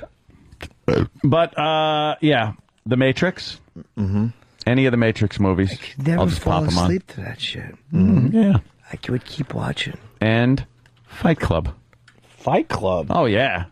That's on. It's on. That's your go-to movie. You ever read the book? It's one of my go-tos. No, never read the book. I read the book. Oh, I like the book. You didn't like the book? the book is very, very different. It's a little weird, and I kind of like the movie better than the book, believe it or not. A lot of people have said that. I mean, the book is great. I enjoy Palahniuk's work a lot, but you know what though? I think the movie confused everybody and made it look like Chuck Palahniuk was a better author than he really is. That's what I'm starting to think. Yes, well, that's Fight Club, the movie's amazing. Yeah. The book was definitely good, but everyone thinks he's a brilliant author, and I think it's because of it was the the translation. It was the translation from the book into the screenplay by Jim Olds. It was a fantastic screenplay. I love the book Choke by Chuck Palahniuk. And I refuse to watch the movie. I'm hearing nothing but horrendous things about it. And you would think I would run out and see the movie because I love the book. I'll probably check it out, but I've heard the same things. And the last three Chuck Palahniuk books, I didn't even finish. I'm bringing in that porn one, by the way, for you. Oh, yeah, I'll check that out. Ooh. He wrote a book, it's sort of a porn, I don't know, like an X-rated book. Isn't it about a gangbang? Yeah, and it's the same story told by the perspective of I think 3 or 4 different guys that are in the gang. Are gonna gangbang this porn star that's going for the record. Oh, okay. And even for the porn angle, I'm like, all right, this could be cool. It's not cool. I haven't picked it up in 2-3 months. I'm bringing it for you. I liked Lullaby. I thought that was a really good book. Lullaby was a very good book. I mean, if they were going to make any film, any one of his books into a film, I figured it was definitely going to be that one. Way before Choke. I didn't really see Choke. You guys want to read good books? Get the Hardy Boys. Oh yeah. What's Lullaby about? Lullaby is about it's like an old ancient passage that gets printed in a children's book, and if it's read aloud, it kills people. It'll kill the person that you're reading it to. So it's a story about this detective. He's investigating a whole bunch of SIDS deaths, and then finds that this is the common link was this children's book that was in all of the. But then, it's printed elsewhere, so other people are dying, and it's like a mass killing thing. And this detective starts honing his skill unknowingly to the point where he can just think the passage in someone's direction, and they'll just die. So he's walking down the street in a bad mood. And people are just dropping down like flies because he's that's just fucked up right there. So he's got to figure out this whole puzzle before it kills the world because it's getting more and more, popular, right? Yeah. Mass appeal or what have you. Ooh. I forgot because it's been many years. Where was the passage starting to appear? Like in... I don't remember. It's frightened. I'll say that was probably like the last book I read. Me. And that book came out oh boy, like 7, 8 years. Why isn't it a movie? The Hardy Boys, when they have to solve the mystery of the hooker with the Felch Tiny. The Felch Tiny. She wakes up, right? And she's like, where is the cum in my asshole? And there's a straw in her hiney and no one's to be found. So the Hardy Boys have to investigate. And they realize that Nancy Drew stole it. Oh, that bitch. And was using it to do a candle waxing in her ear. Boo. A little scratchy. A little South Park audio for you. The raping of Indiana Jones. This is the dramatic rape flashback. Oh, God! Somebody do something! Why are they doing this? They're just taking Indiana Jones and they're raping him! I can't watch! Let's get out of here, Kyle! Why would Spielberg and Lucas do this? Come on, let's go! Why are they doing this? Just run! Oh, God, what have they done? Why aliens? Aliens don't belong in an Indiana Jones movie! Come on, dude, there's nothing we can do! Why? We can't help him now! I thought it was pretty good! Let's just go! Let's just go! Stupid butters. I thought it was pretty good. Is this like a metaphor, you think? Yeah. Just a bit. Yeah. Then the first rape scene from Boys Don't Cry. Oh, is that what it... Well, I mean, that's what they're kind of referring to here. Look out, Indy! It's Steven Spielberg and George Lucas. Well, hello there, Indiana. You're looking good. No, what are you gonna do to him? Oh, yeah. No. Andy! Yeah, get his pants down. Get his pants down. Hold him, Lucas. Come on. He ain't going nowhere. Yeah. No, stop! Rain!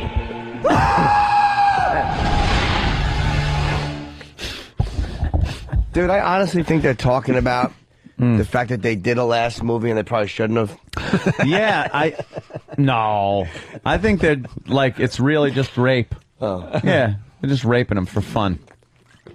What are you doing, Jimmy? Oh, there goes the market is going to collapse. No. Fucking chilly. No, they're just... They're still up 143. They're just taking some profits, man. You know how this works. I know how this works. These heavy hitters are going to wait until some people get in and then sell like motherfuckers, make a big profit, and leave all the poor little bastards holding the bag. Because they're scumbags. They're fucking vultures, man. They know how to play. They're just vultures. It's a fucking predatorial thing. I never should have gotten involved with it. It's a game that the pros know how to play. It's like it's like stepping in and putting on football a football getup, the old uniform, going out on the field and playing in a professional football game. You're gonna get your fucking ass kicked. I think I can do this. All right, I know the rules. Right. I got the materials I need. So let me just go out and do it. And it's like, no, see, these pros are going to kick your ass. They've been trained to do this. Yeah, they know how to do it. They've been doing it for a while. That's what it is. I played in intramurals. It's the same. We're working with the same equipment. Next thing you know, you're Daryl Stingley. You're shitting into a bag. While fucking stockbroker Jack Tatum fucking lives high on the hog. Yeah, whatever Jack Tatum does. Yeah, here's the rape scene from The Accused. Well, Indiana Jones. You're looking nice. Hey! There you go, Lucas. Stick him! He's gonna do it right there! All right, Georgie! Grab his hand! Hey, leave him alone! Come on, big guy!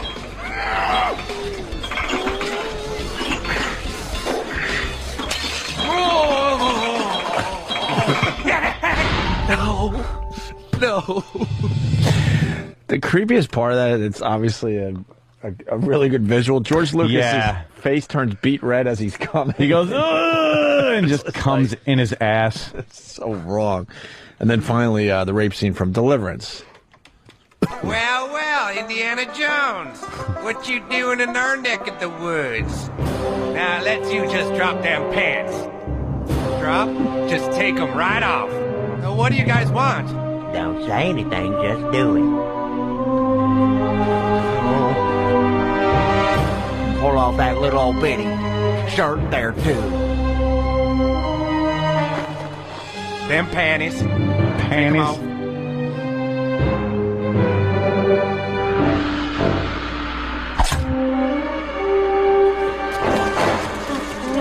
There, boy. I bet you can squeal. I bet you can squeal like a pig. Go on, squeal. Squeal now. Squeal. Whee! Squeal. Whee! Squeal louder. Whee! Louder. Whee! Louder. Get down there, boy. Whee! Get them britches down. Yes, sir. Come on, squeal. Whee!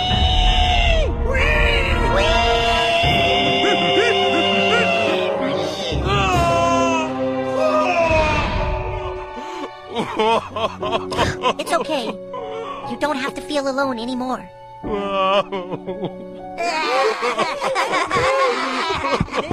And we can't say fag on the radio. No. On the other side, anyway. No. No. Pretty unbelievable.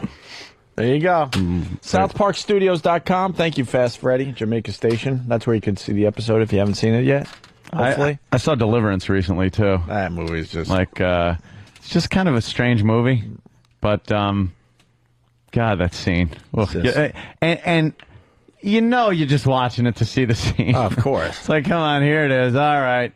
Big fat Ned Beatty just getting fucked in the ass by some toothless hillbilly. Didn't he have to suck his dick, the other guy's dick, too?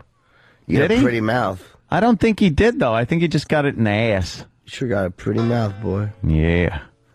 Mm-hmm. What do you remember from the rest of the movie? It's one of those movies. That's all you really remember. The whole beginning of it is guys hanging out canoeing. Yeah. And then they kind of, get accosted. Yeah.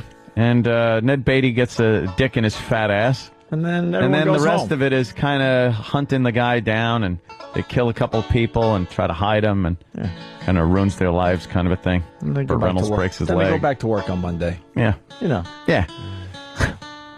One guy wants to, hide the dead guy. Another guy doesn't.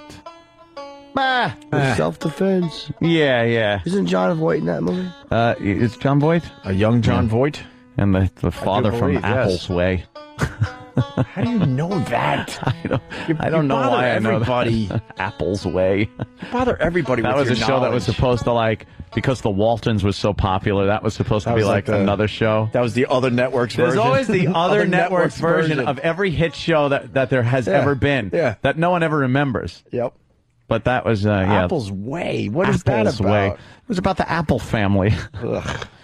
That ugly little kid from fucking, what the hell was she? What the hell was her name? I can't even remember. Dakota Fanning. Some ugly little kid was in. Dakota Fanning is starting to become hot. I'm putting the alert out right now.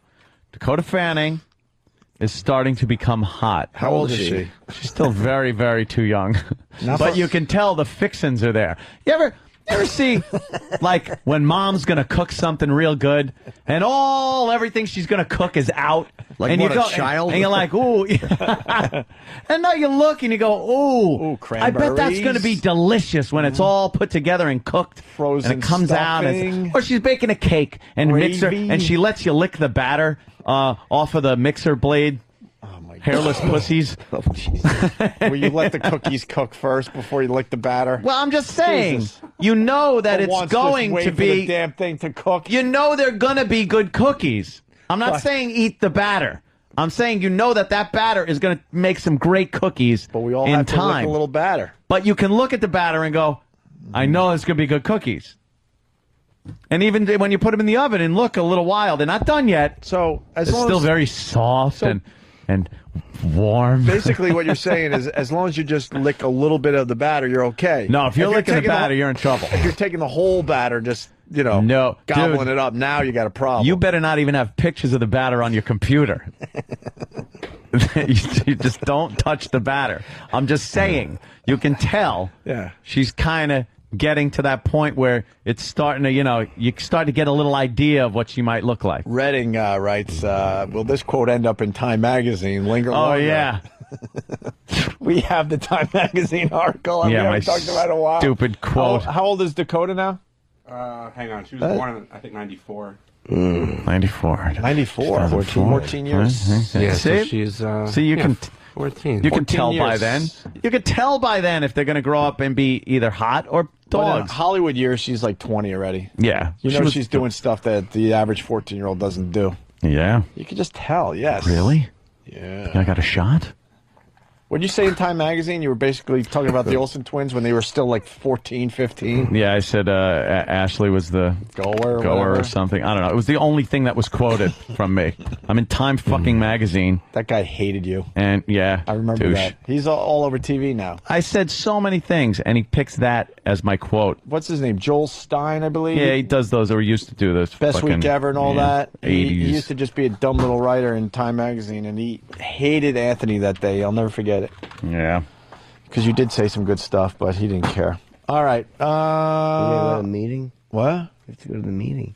Yeah. Oh, God, yes. Yeah? Too. Yeah, that's a pretty recent one. She was just on the Today Show. Aunt, there you go. There's your girlfriend. See? Look, you could tell. She's a little alien-looking still. Would you lick that? See the, Oh, God. Lick that? Not that. This picture Is that, of the batter I got is that over a recent picture? Yeah, that's fairly recent. Yeah, okay. You could tell she's kind of getting an alien look to her, but those tend to go away once the face stretches out a little more. She's going to be ugly. You think? Yep. Her eyes too far apart? Yep. She's gonna be ugly. She might grow into that though. She looks like a mountain person. Yeah, she doesn't like that. A mountain person? What is that, like an inbred?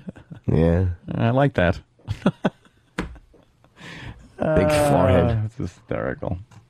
Jimmy, are you all right over there? I couldn't sleep last night because my sleep schedule was fucked up. Yep. I slept during the day yesterday. And last night I was just fucking wide awake, man. I tried to sleep. Oh, yimmy. And now I'm tired than a motherfucker. The market is like slipping here. Good. We started 300, almost 400 points up. We're only 50 up, but people are taking some profits. I'm going to last for 20 minutes in this meeting and then hop into a cab. Yeah, this better be of substance. I could tell right away if it is. If not, I'm going to have horrible explosive diarrhea and have to remove myself from the meeting. Yeah. And if they don't think I will, I have it, I'm going to shit in my pants. I'll say I got it. I smell it. I smell it. Guy, please. I'll say, look, I'm getting bitten by the board bug. I'd fuck that in a second. What is wrong with you? Oh. I just wanted to get a reaction. Yeah, but This website is fucking. But there seems to be truth in that reaction. Dude, there's not one picture on there you can show me I haven't seen already. Some of these are a little suspect. Yeah, I know. So look at this one. Wait, hang on. Let me blow it up a little bit. They really did get a little crazy with her as far as some of the pictures of Dakota Fanning. Like there she is in bed with dumb feet. Like with her dumb feet. She's a dork. Don't call Dakota Fanning a dork. Where can Roland get her on the show as a guest? Oh, Jesus. Yeah, you can show her the Wouldn't that opening be line good? of my HBO special last year. Oh, look, she's jumping on the bed. This is wrong with this you? is like child pornography. It's horrible. It is creepy. All right, let's do line of the day. Yeah, I gotta go to a motherfucking meeting. That's right. The man requested my presence. Yeah, we got it. He said there was something in it for me. By the way, can I point something out? Yeah. To the audience? I'm very tired. But I do want the audience to realize that I'm aware that for all intents and purposes, I bombed for 5 hours. No! Yee me! It's okay. I'm not ashamed. I feel no guilt. For all intents and purposes. But I want you to understand, I had a couple of doozies. Yeah.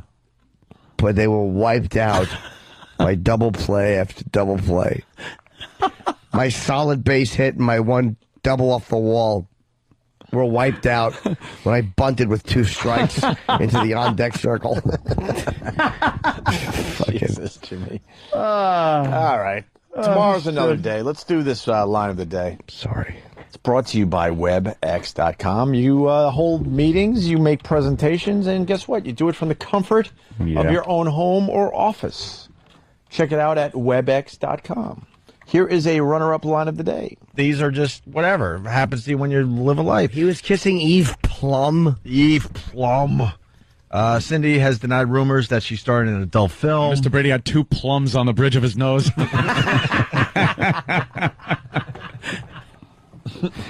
It's nothing better than a good Mr. Brady rant.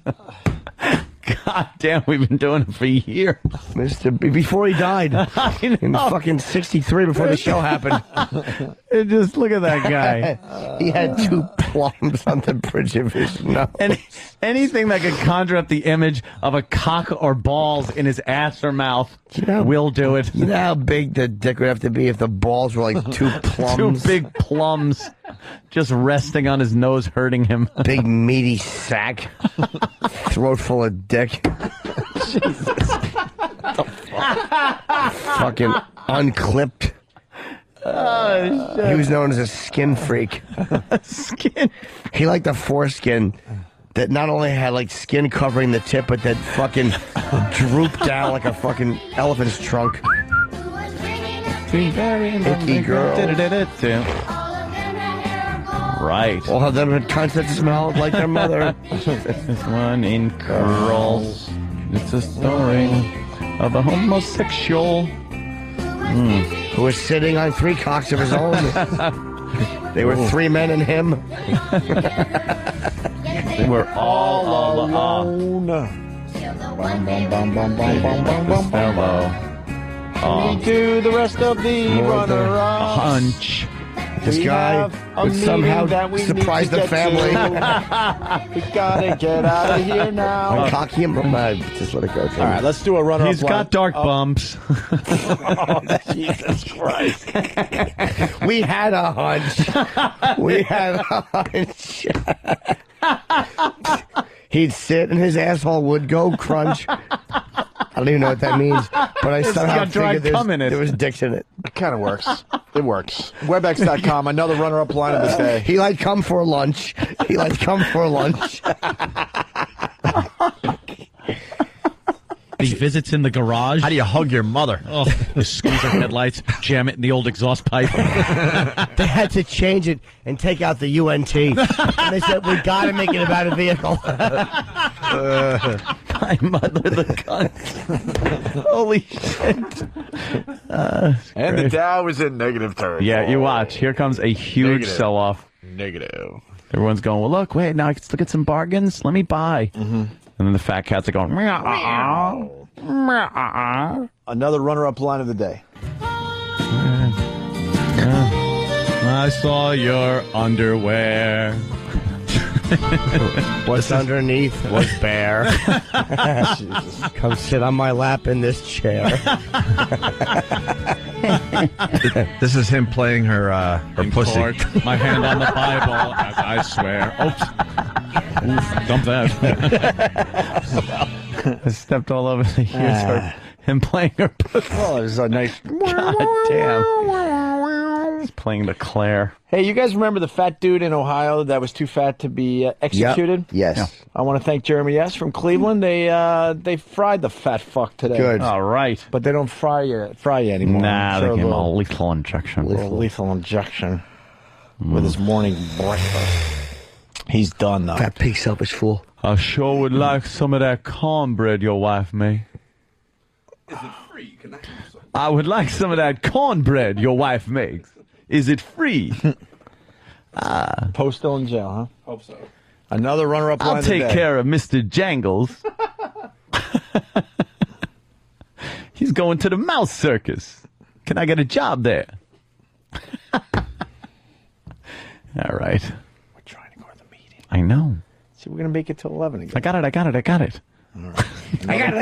got it. What, an annoying habit? Another runner-up line of the day. Perfect for groceries, the beach, or any other daily activities. He's got a bag out there you can buy.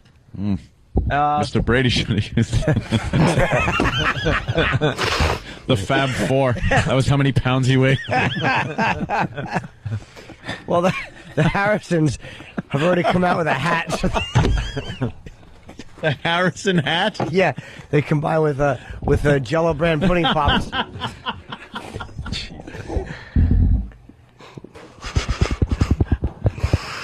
I like that you had to squeeze the hat. You're like, you squeeze the hat and the pudding comes. You open your mouth and you wring the hat out over your mouth in a pudding treat. Pudding comes out. Pudding hats. George Harrison's hat. Yes.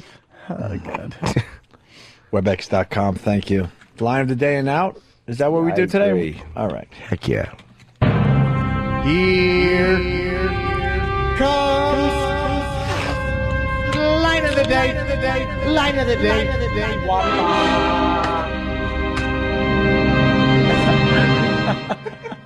Claire, my hand on the Bible, the judge makes me swear.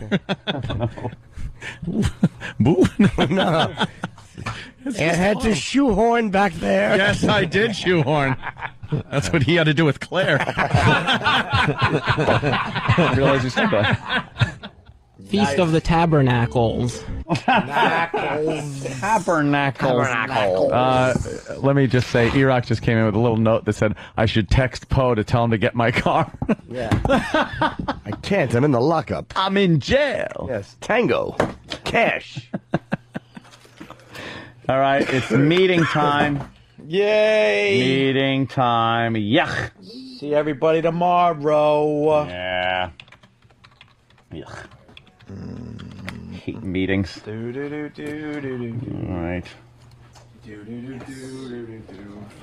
See you later. Travis, quick. We get to do the show now. Oh. Remember? We were going to do it Step yesterday. away. Hi. All right. I'll see you later. See you later. Bye. Bye. Coming There up I next, go. The Danny and Travis Show.